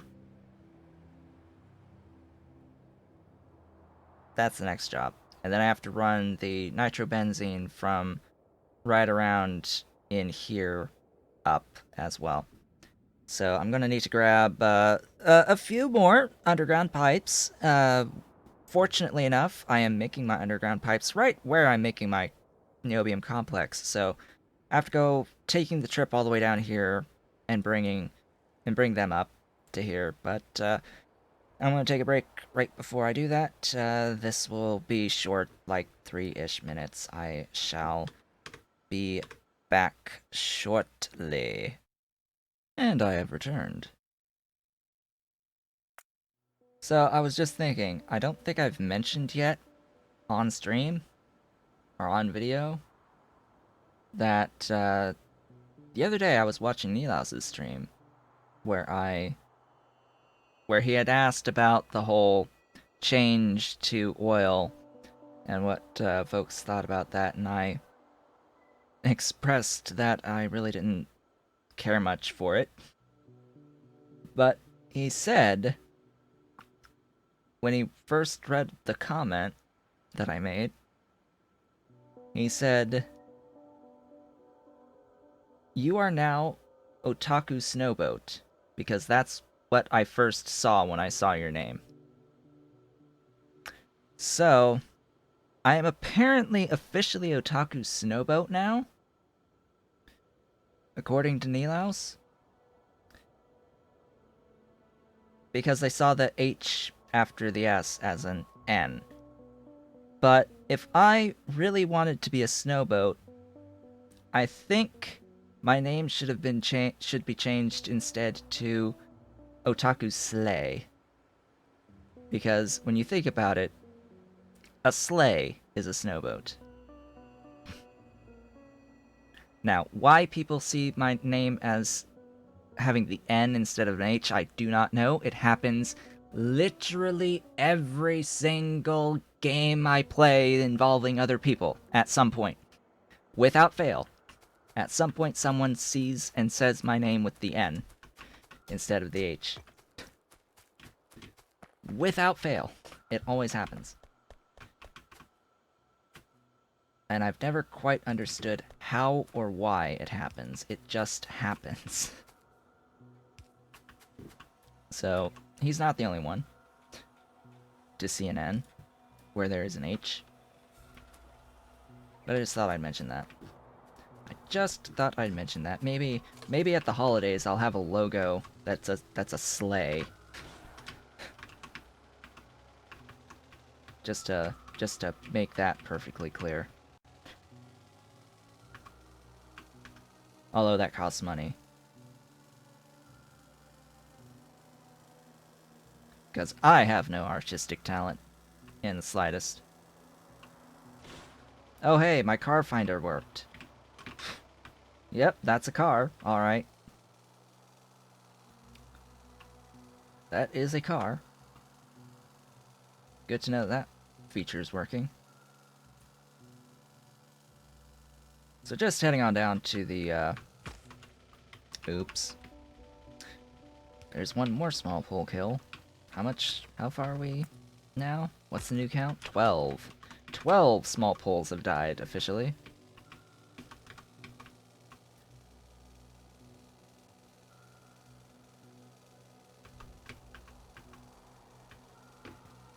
Just heading on down. Yeah, so my logo, currently, I had gotten off of paying someone through Fiverr to do that for me. It was part of a whole set of social media type stuff, banners as well. So I paid extra to get access to the Photoshop files for it, because of course people charge you more money for access to the Photoshop files themselves, and from that I've been able to like modify and do what I want based off of what the actual logo is, which I would absolutely suggest if you are going to be paying for art assets for your branding. Absolutely 100% be sure to get access to the source files, that you have permission to not only get the source files, but to use the source files commercially. That's the other rather important point. Make sure that you have them and can use them to make derivative work. Because ultimately there was a background that was included with that whole set that I continue to use, as well as the like the font styling comes from that, and the actual logo itself and its variations comes from that. So on my website, when I have things like the featured images that have the names of the categories that the posts are in, that I derived myself from that original thing that I had paid for. But anyway, outside of that, the whole point of this was that if I wanted to do any branding change, that would cost more money. I actually forget how much I paid. Now that I'm thinking about it, I don't even remember how much I paid for this initial set. I also know that originally, the guy who did the art didn't know what a red panda was. Because that was my mascot even beforehand, but they didn't know what a red panda was. So when I said I wanted a red panda, they literally started drawing a panda bear that was red. And even in the source files, it's just a picture of a actual panda bear in the source files that they were using to do the drawing. Which I was like, really? Apparently their son told them, like, hey, that's not a red panda. A red panda is an actual thing. Gosh, I have to go further up. I have to go further up. Oh knows. Or I just do the second line, which I've been avoiding doing. Because, yeah, that needs to go. And then I have to do this. Why have I been avoiding doing this? I don't know.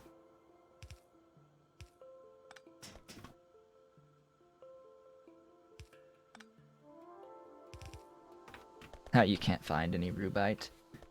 Rubite. Yeah, that one. You need it for lead.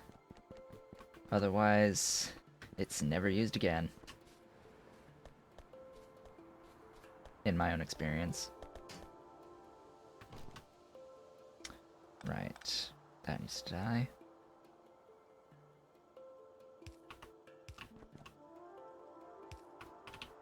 Yeah, let's do that up there.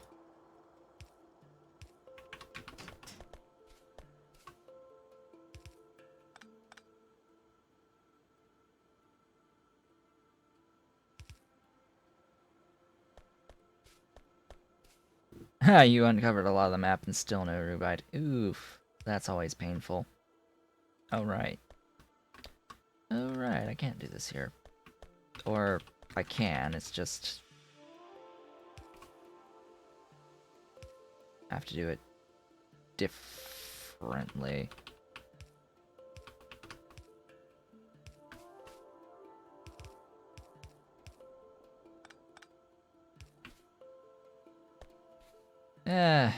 It works.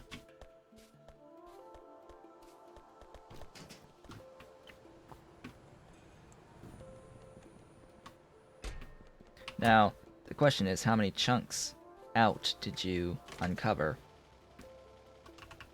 Because... And are you using RSO? Because, for the most part, I've noticed that you should have everything within definitely 2,000 chunks from origin. No RSO. Alright, well, then you're screwed.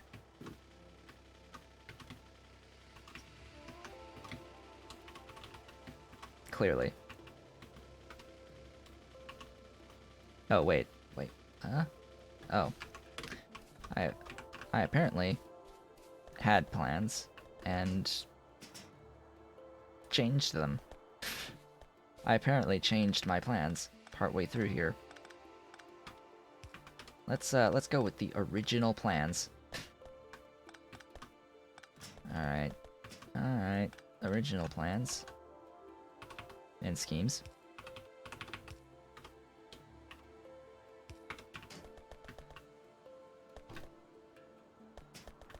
Oh, you're doing space exploration too. Ah, that would explain... That would explain the no RSO. Right.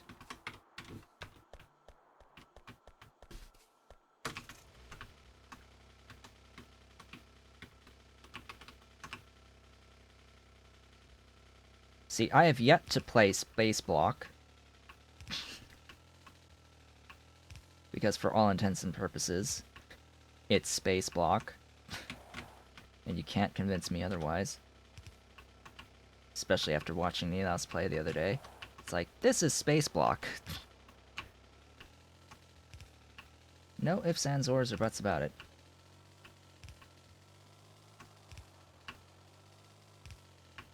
And it's incomplete, and I'd rather not, until it's more complete.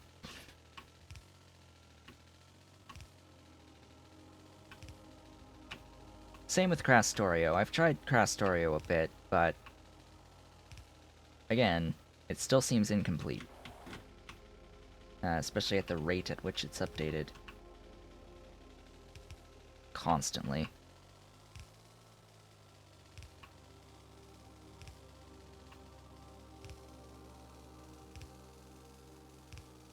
La-di-di-da, so much niobium complex pipe. And then we have to go down and do this whole step again.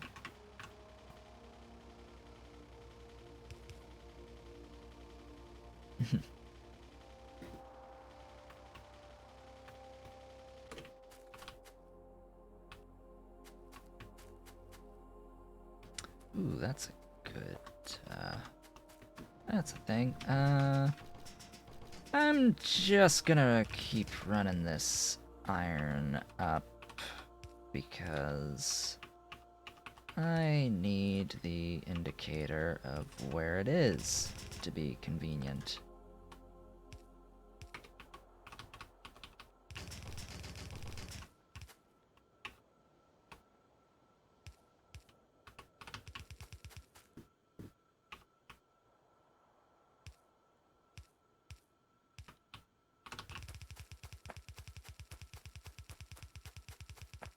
As much as I dislike running a line as far up as this, when it's not even being used,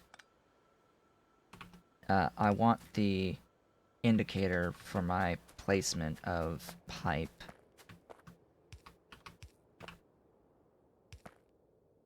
Just my visual cue for alignment. Now, speaking of which, I do believe I put nitrobenzene directly next door to this, so that makes things super simple.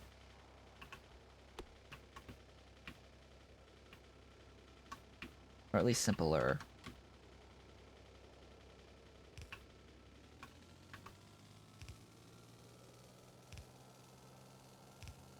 And assuming I just go writing straight down this glass line, I shouldn't run into too many issues with stuff being in the way.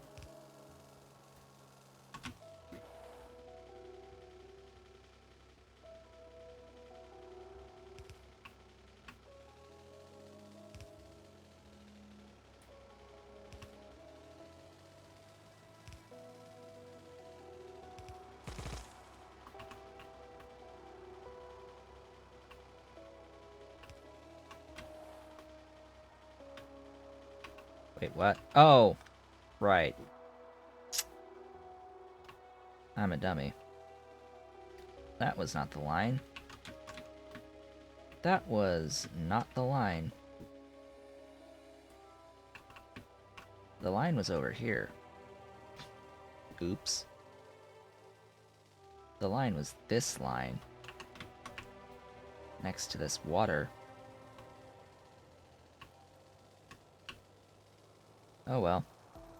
Fortunately, that's not a major issue. And the reason why it's not a major issue is because, well, A, I'm going to run this up, but B, I have, because there's nothing physically in the pipe, I can disconnect it and it can safely switch over to something else without having to redo the whole pipeline.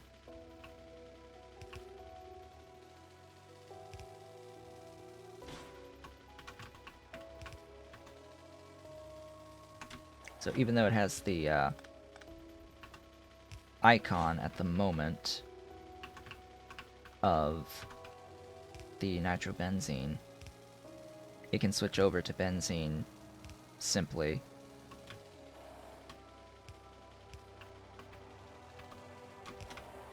There it goes.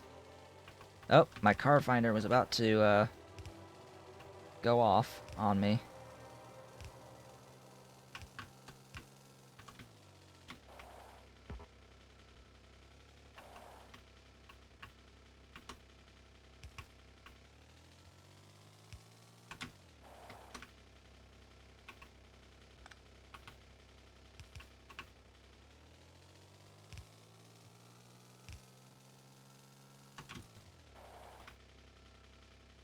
Ah, all these belts in my way.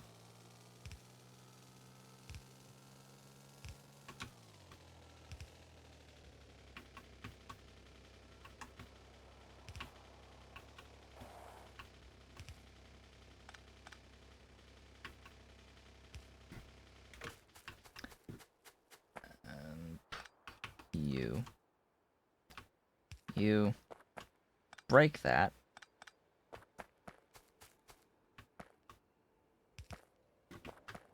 And there we go. There's the nitrobenzene. Now, this pipe, you can see, is empty and unmarked. So now I can add benzene to it if I wanted to. No real reason to break it down. Eventually I might have the need to bring the benzene all the way up.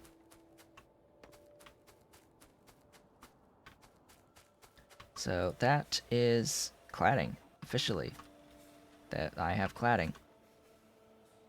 There be cladding now. Output.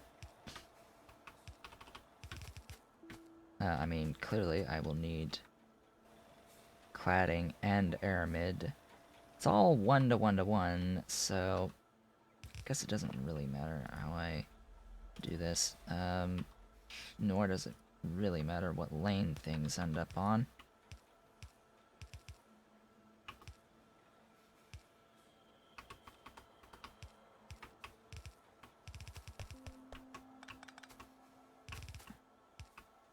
Now, cladding may also only be used. Yes, it's only used for cladded cores. Alright, that just leaves aramid.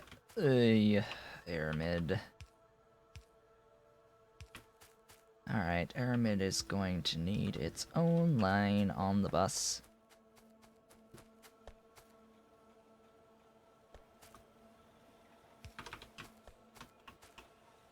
Right, because I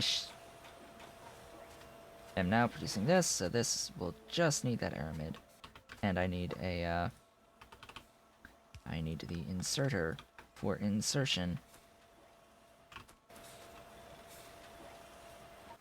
Huzzah! Stuffs.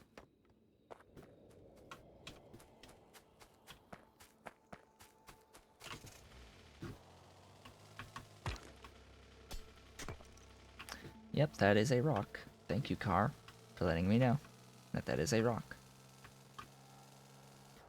All the way down. And over. Looks like I am missing a couple of salt rocks over here. So, goodbye. Really? Of course it did. And there's no way to place it down either. Can you repair from the inventory? Like, things in, no. Aw, that sucks. Why? Why? That makes, like, no sense. Why? Oh, I guess A, because I'm in a car. That would be one reason. But also, again, it doesn't stay. You, that. Boom. Ugh.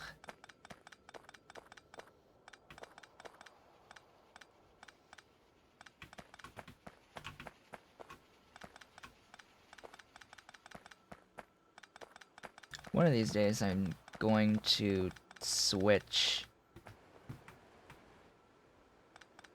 my saline water production to be based off of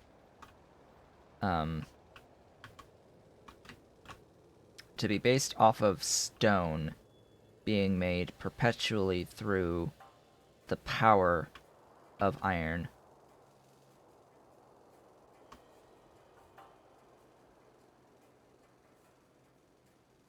How do you get stone through the power of iron? You get it through sand extractors. Lots and lots and lots of sand extractors. I think it's dead. I think the coal patch is dead. Yeah.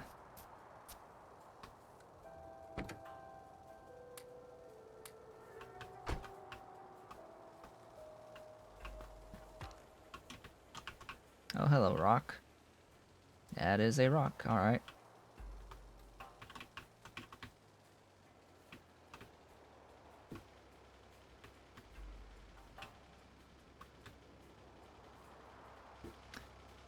Aramid! Hello, Aramid.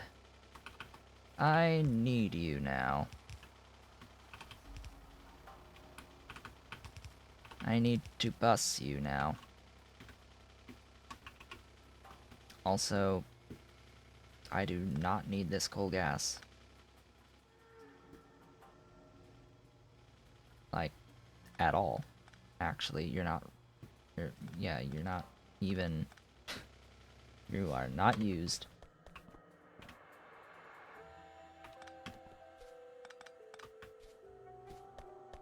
This is a remnant from my aluminium in the starter zone. Also, this. Yeah, I don't want you. You can die.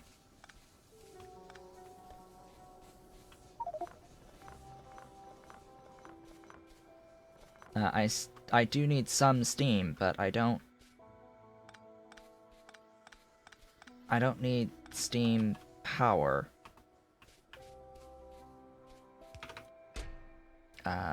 Boom.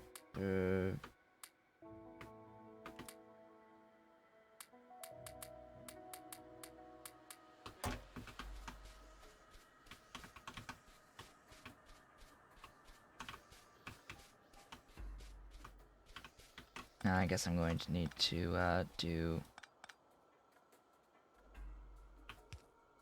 this. Anyway.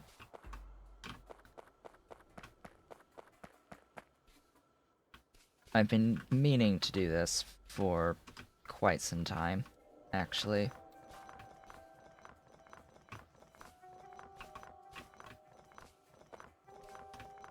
This is, frankly, overdue.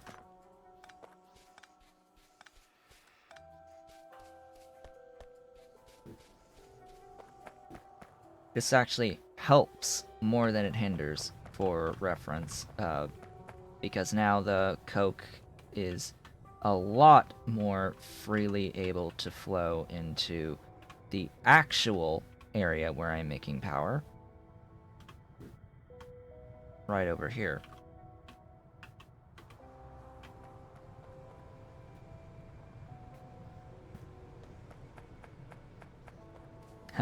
No rubite on your current location. Yeah, that will be a problem.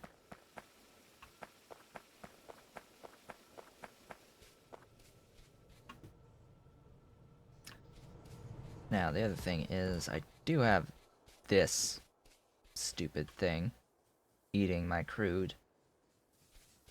Technically, it can have one more. Do I have the space for 4?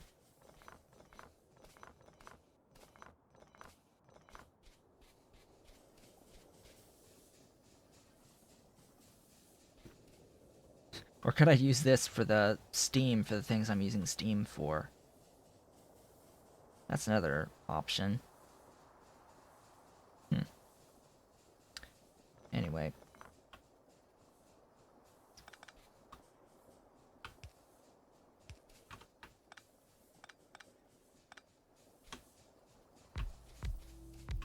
Oh, yes, that works just fine. So yeah, apparently this feeds 4 steam engines per oil burner, according to Pyanodon. Said it was the equivalent of 2 standard boilers. Meh. I don't know. I just wanted something to do with my small oil derricks from the starting location. And there they go. Alright. Moving right along.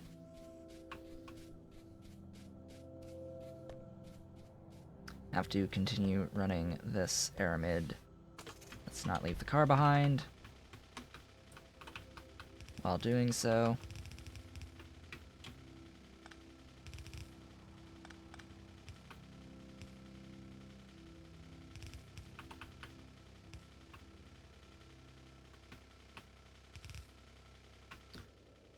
so how exactly am I going to get this aramid all the way where I need it to go?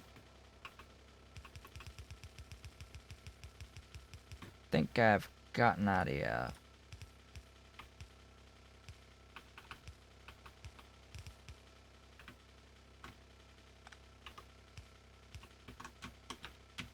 So quite conveniently, I've got this nice lane right here free that I can use.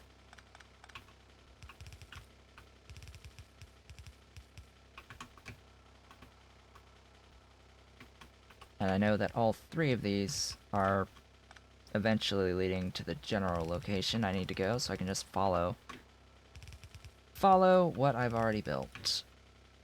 That seems like a good enough idea.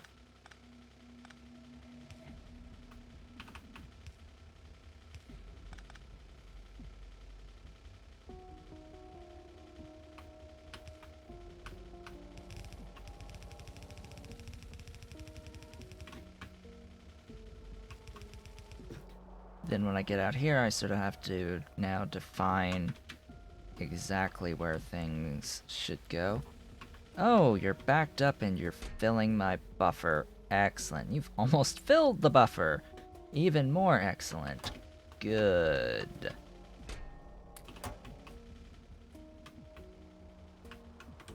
Okay, what is the line? Oh, joy. Don't you love it when things are out of radar range? So, pretty sure I'm on the 3rd line now. Pretty sure that this would be line 3, right next to the stainless steel. So, while I check, I'll run belt. Now, I've already sort of pre-built how I'm getting around this current situation. Of course, in the wrong direction. This is also technically the 4th line in this segment.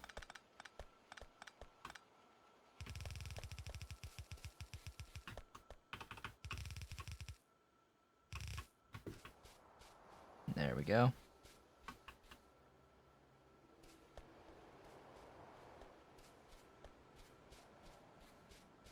That shall be that.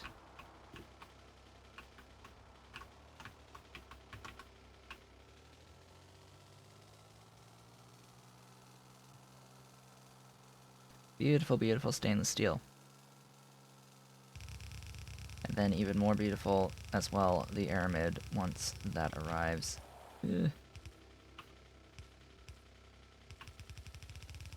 So now I know that that will be aramid.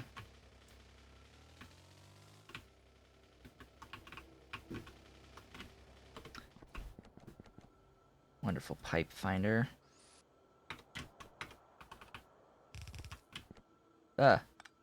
Why? Why can I never draw? Beautiful straight lines. Oh boy.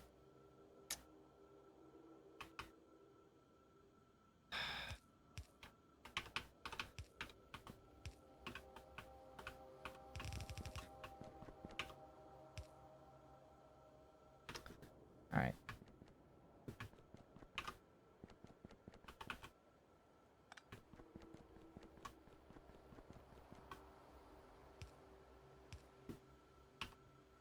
More undergrounds.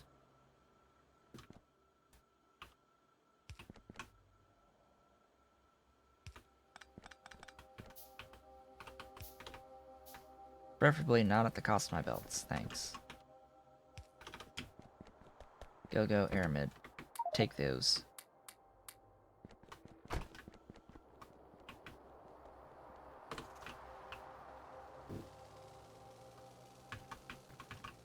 Now to run this line all the way up. The rest of the way. Then that will be that. And then we can see whether or not I have enough time left to finish up the optical fibers today. I do hope so. Gosh, my number one request is being able to repair things while in the car. Like, number one quality of life right now. After all the other things that the mods take care of. The ability to repair while in a car or any other vehicle. Yeah, that would be amazing.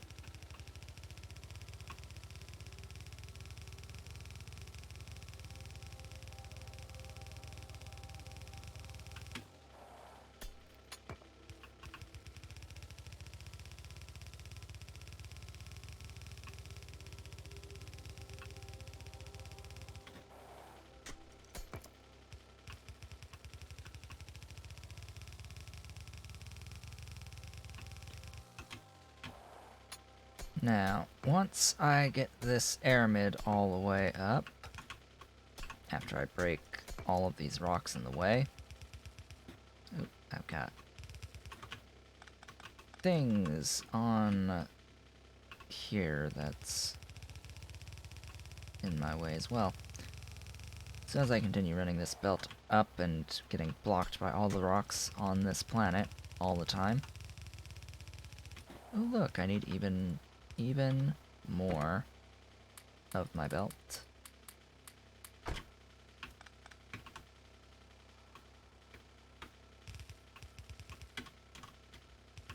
Oh, there's the molybdenum coming out, so I know we're close-ish to where I need to be. Wait, are you? Oh, that's a it's a molly. It's a 1.8. Oh, it's a 3.7. How did I not see you up here? The two of you. Hello, mollies. I mean, I'm processing molly. Like, here. Like, right down here. I'm processing molly. So it's like, oh, well, I have molly right there. I'm totally mining molly all the way out here. This is my molybdenum all the way out here. They're firing their lasers all the time to mine the molly.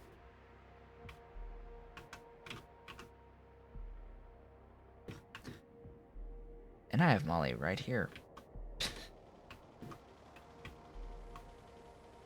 Wonder if I could fit enough for another belt of the stuff. Okay, this is my aramid.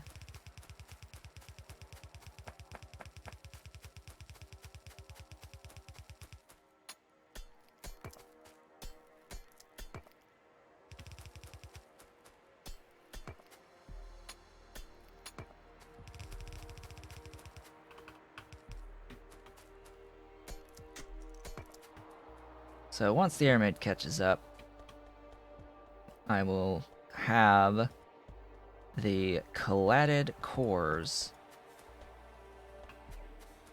What is the next step? The next step from cladded cores is copper coating. Copper coating is next on the line, and that is then going to go into Kevlar coating, but I would also need to make the Kevlar at that point. And that would also mean I would need to make the PPD at that point. So the order of operations is now copper coating, PPD, Kevlar, Kevlar coating, niobium iron coating, optical fiber. So next, I actually want to make some automated factories at this point. So copper coating is in the electrolyzers. 2 of these. And it will take the output from here. As I had mentioned before, these cladded cores.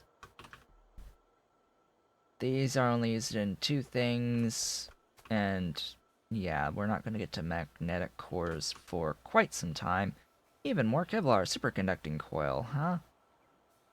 More plastic, more stuff, more optical fiber, more ferrite. Oh boy, that'll be fun.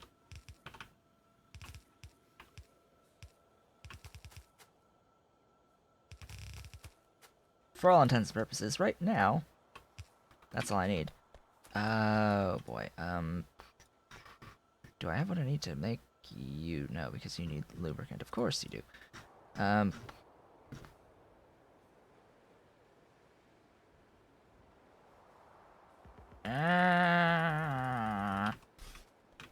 Duralumin.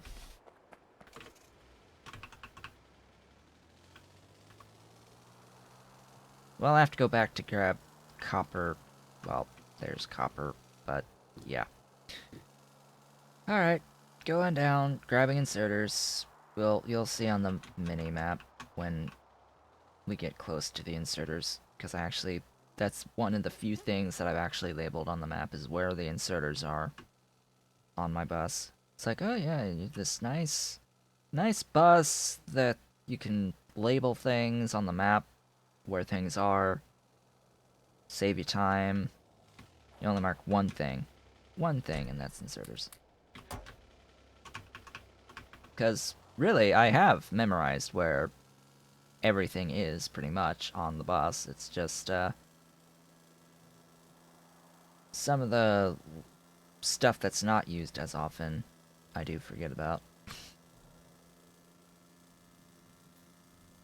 Where it's just a quick check away. Oh, hello. Oxygen. Nice to see you.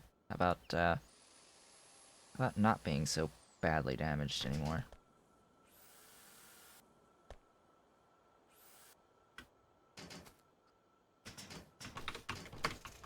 Probably gonna have to mass produce the repair packs once I switch over to robots. My little robots are gonna be busy. Oh yeah, and I have to run organic solvent. That's a thing too.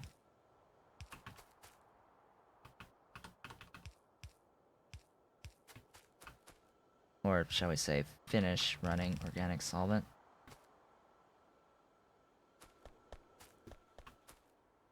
And copper, yes.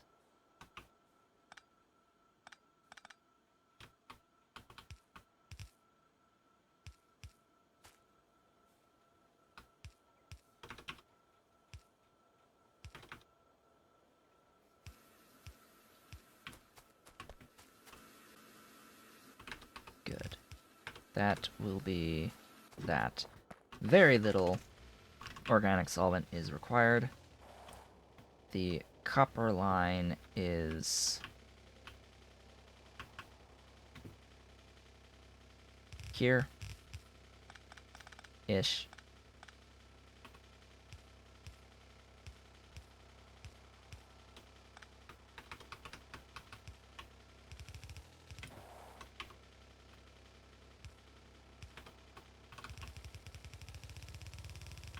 It is really close by, so...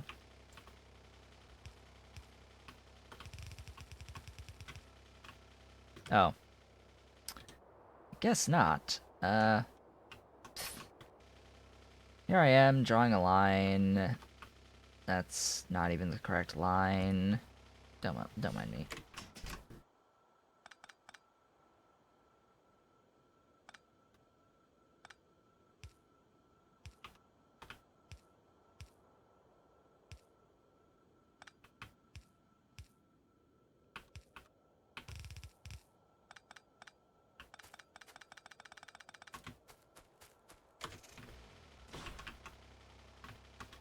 Yes, that is a pipe. Thank you for letting me know.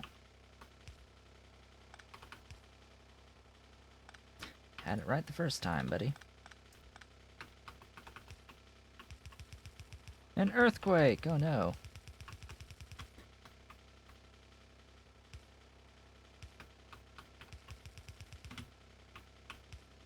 Oh no, earthquakes.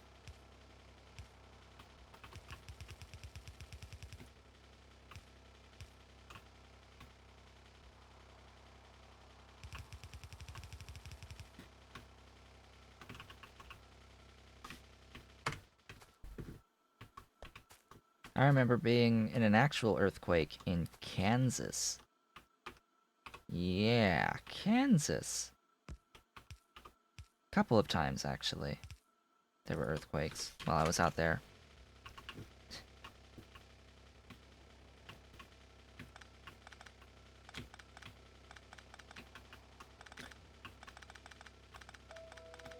It's not the earthquake itself that'll kill you, though. It's the stuff that falls during the earthquake that'll kill you.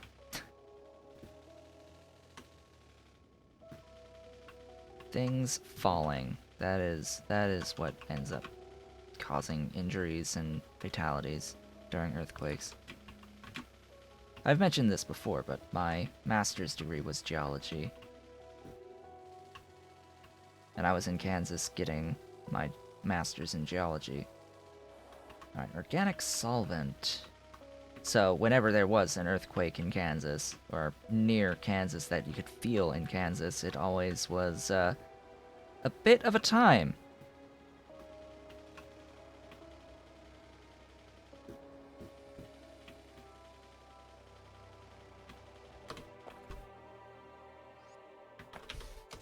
Now, it's not so much ground cracking open. There's specific locations that is actually one of the things that's relatively predictable, is where the ground splits during earthquakes, and generally speaking, unless you are stupid enough to be close to the actual faults when one happens and like standing on top of one, yeah, that's not gonna cause the problems. And then earthquakes, they're waves. They cause ripples, not so much cracks. Things that do crack and buckle are the man-made stuff on top of the ground. Now, and I would say that if you're on an expressway that's an elevated expressway, yeah, that's fall damage. Fall damage is real.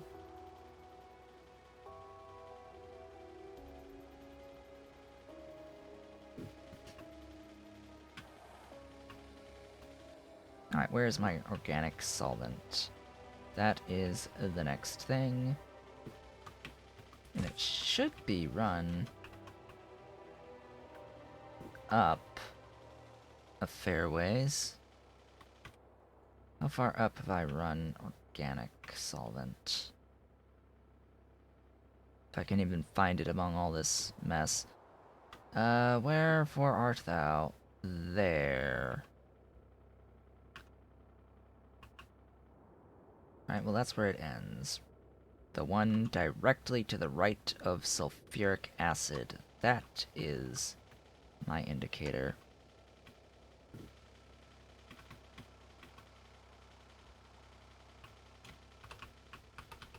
Ah, so you're California, which is the land of my birth, but not the land of my... where I was raised. That is quite a bus you have there. Yes, yes, this is a bus. Absolutely. It is a bus.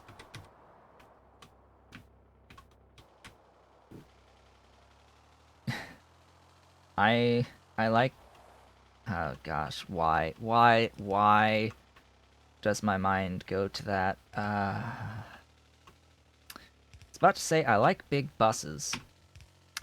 And then immediately there's this very specific song that started playing in my head.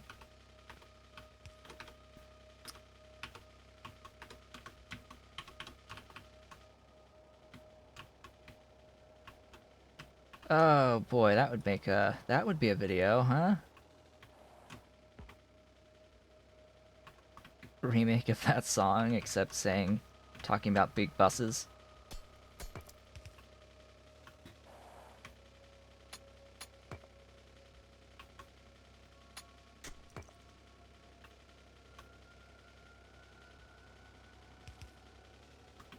Yes, cannot lie.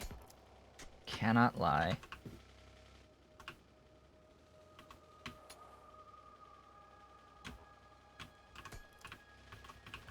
Alright, where am I going to draw this line? All the way over here. Alright.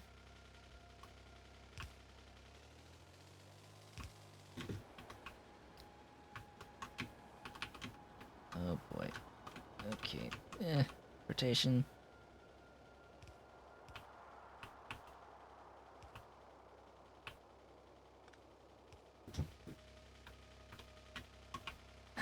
Big buttes. Yes.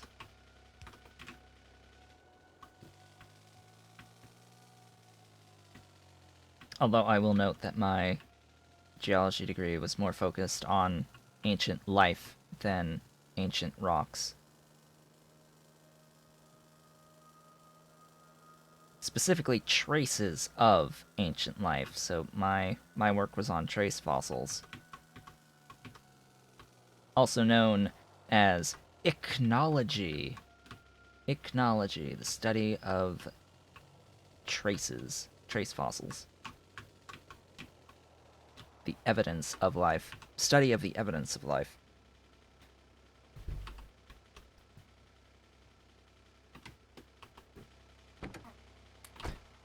Oh, I am just apparently carrying around all of those steam engines and such. I'm just driving with no real point, so I have to sort of pull that line the rest of the way down, buddy. That was why I was heading down. It's like, oh, I'm going south now. Yeah, but you need to run the actual line. Yeah, I sort of didn't take the line with me, did I?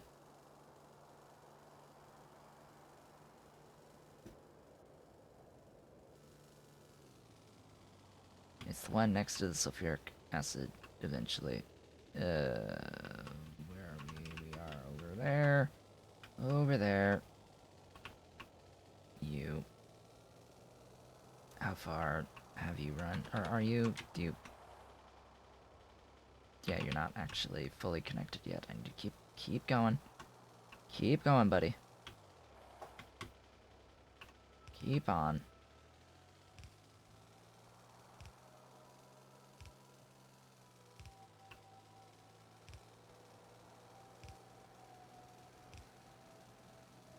It's actually pretty far that this needs to be run.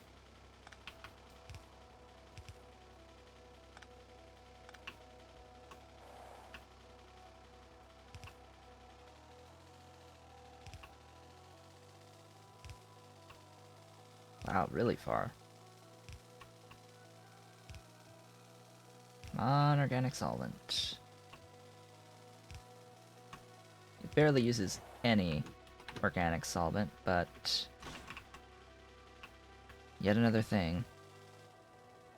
Well, that's the copper core coating, the copper coating, as the aramid slowly but surely moves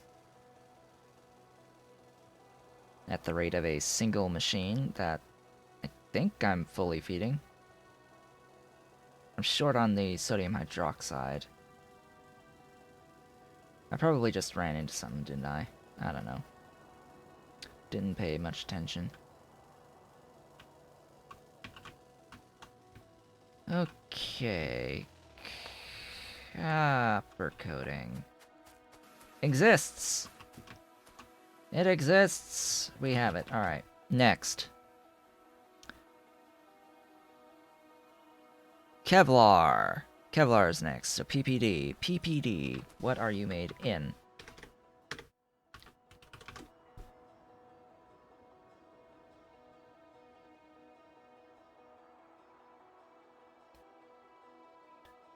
Paraphenyldiamine?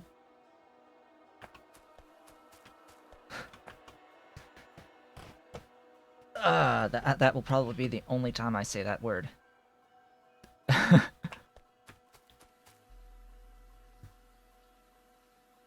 Phenyldiamine. Okay. Chemistry.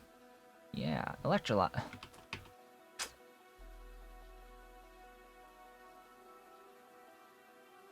Electrolyzers, aluminium plates.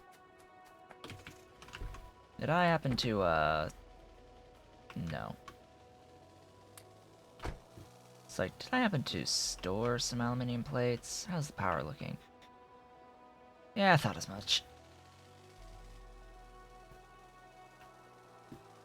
That would be the consumption of aromatics, I think, maybe? Or syngas? One of the two.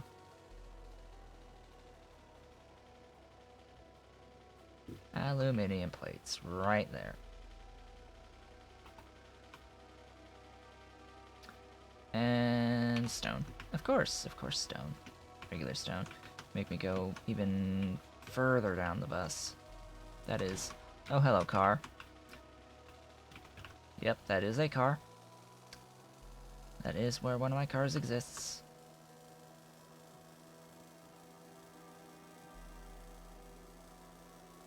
Come on, rocks. Wherefore art thou? Rocks! Glorious, beautiful rocks. Hey, you got rubite. Cool.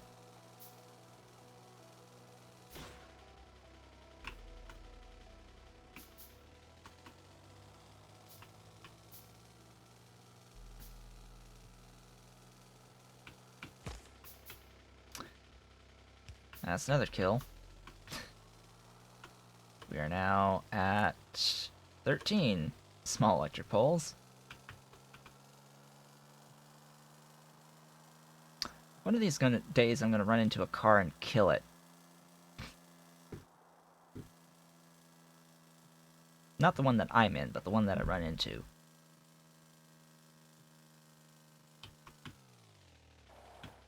So, question of the day. How much PPD do we need?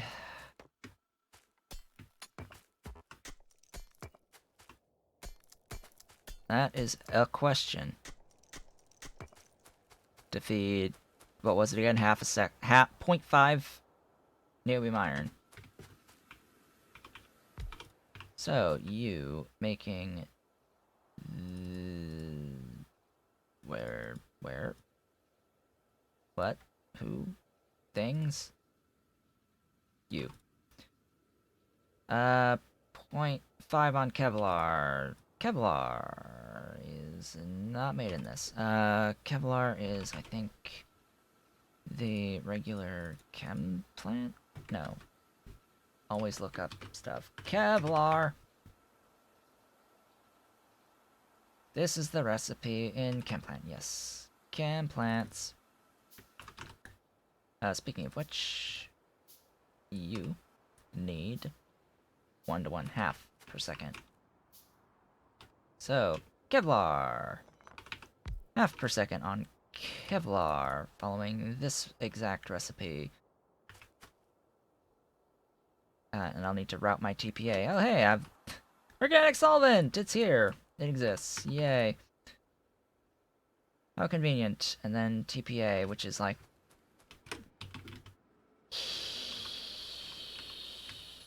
here-ish. Here. This is TPA, right? Right here. I have gasoline too. Like, here. Liquid nitrogen.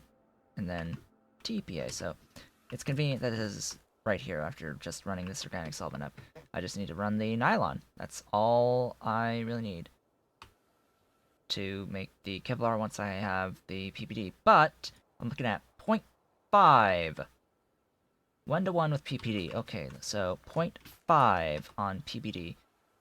Made in electrolyzers. PPD. Yes, 1 electrolyzer is the answer, and I should have all 3 of these up here already. They should all be up or nearby. Even the chlorine, though I'm thinking the chlorine is a little bit further than the other stuff. The chlorine is here. So, fortunately enough, the distances are close.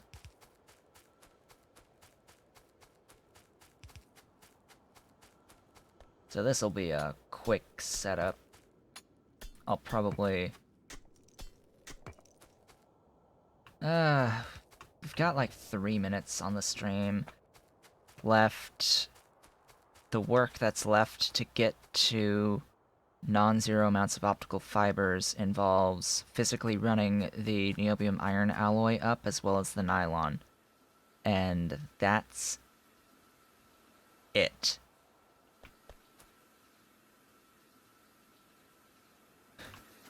And setting up machines. That's the other key. Boink, boink, boink. Yeah, 3 fluids in.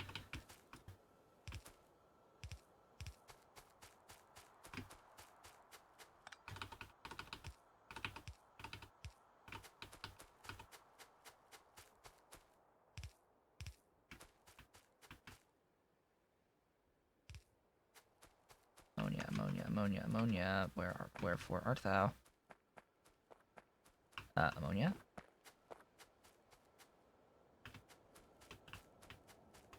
Oh, is ammonia not up here? Thought I had ammonia up here. Okay, that'll be the next thing then. Ammonia needs to be run.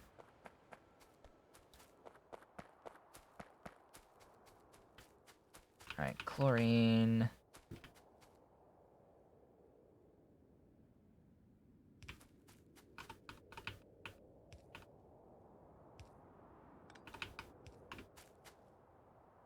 There's chlorine.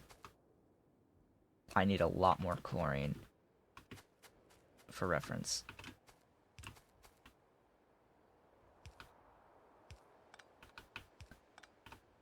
Nitrobenzene. And then what line is ammonia? Go all the way down here. What line is ammonia? Ammonia is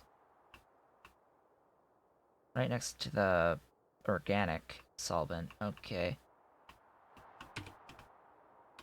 Ammonia is directly to the right of organic solvent. Get in my car, and we can be off. And that will be...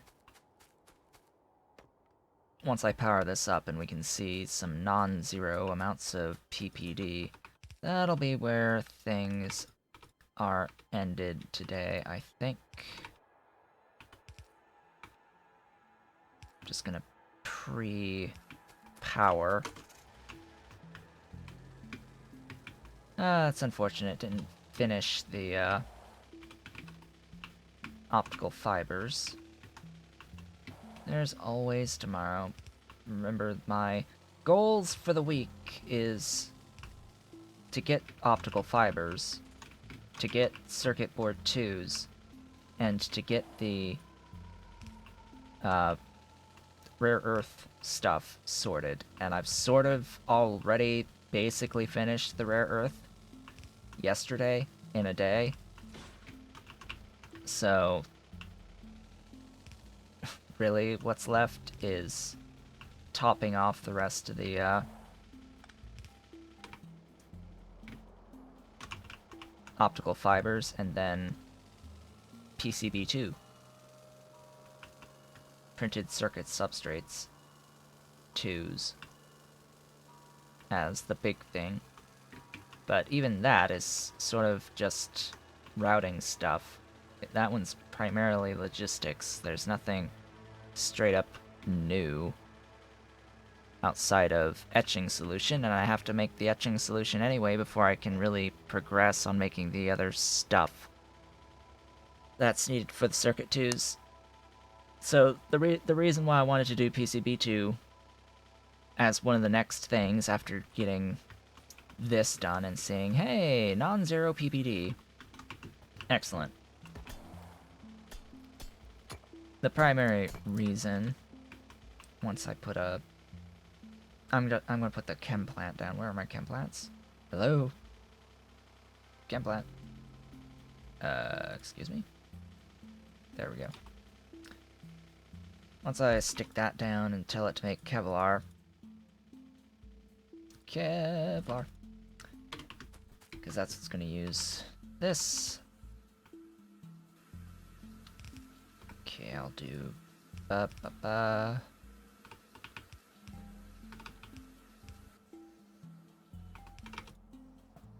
I need nylon as well, and that will be fed on the other side. That'll be nylon. And that will be where I end off. So, the optical fibers will be finished next time, and then I will get to the PCB2s, or the printed circuit substrate 2s. That will involve having to make bakelite into phenolic boards, and then making etching solution out of lard and hydrogen peroxide, which will require anthraquinone, anthraquinone, which is out of chromium and aromatics and liquid nitrogen. So there's that. The lard, there's actually a specific building to make lard called the Muckmo or Muckmox pasture. So I will do that. It requires mushrooms and Relesia seeds. Or ash and salt, as well as Relesia seeds and mushrooms. Alternatively, I can take bones and steam and turn it into lard, but yeah, so etching solution from lard and hydrogen peroxide out of anthraquinone, noni, will be next time, as well as the phenolic boards and bakelite to make the PCB2s. Otherwise, I have everything else to make PCB2s.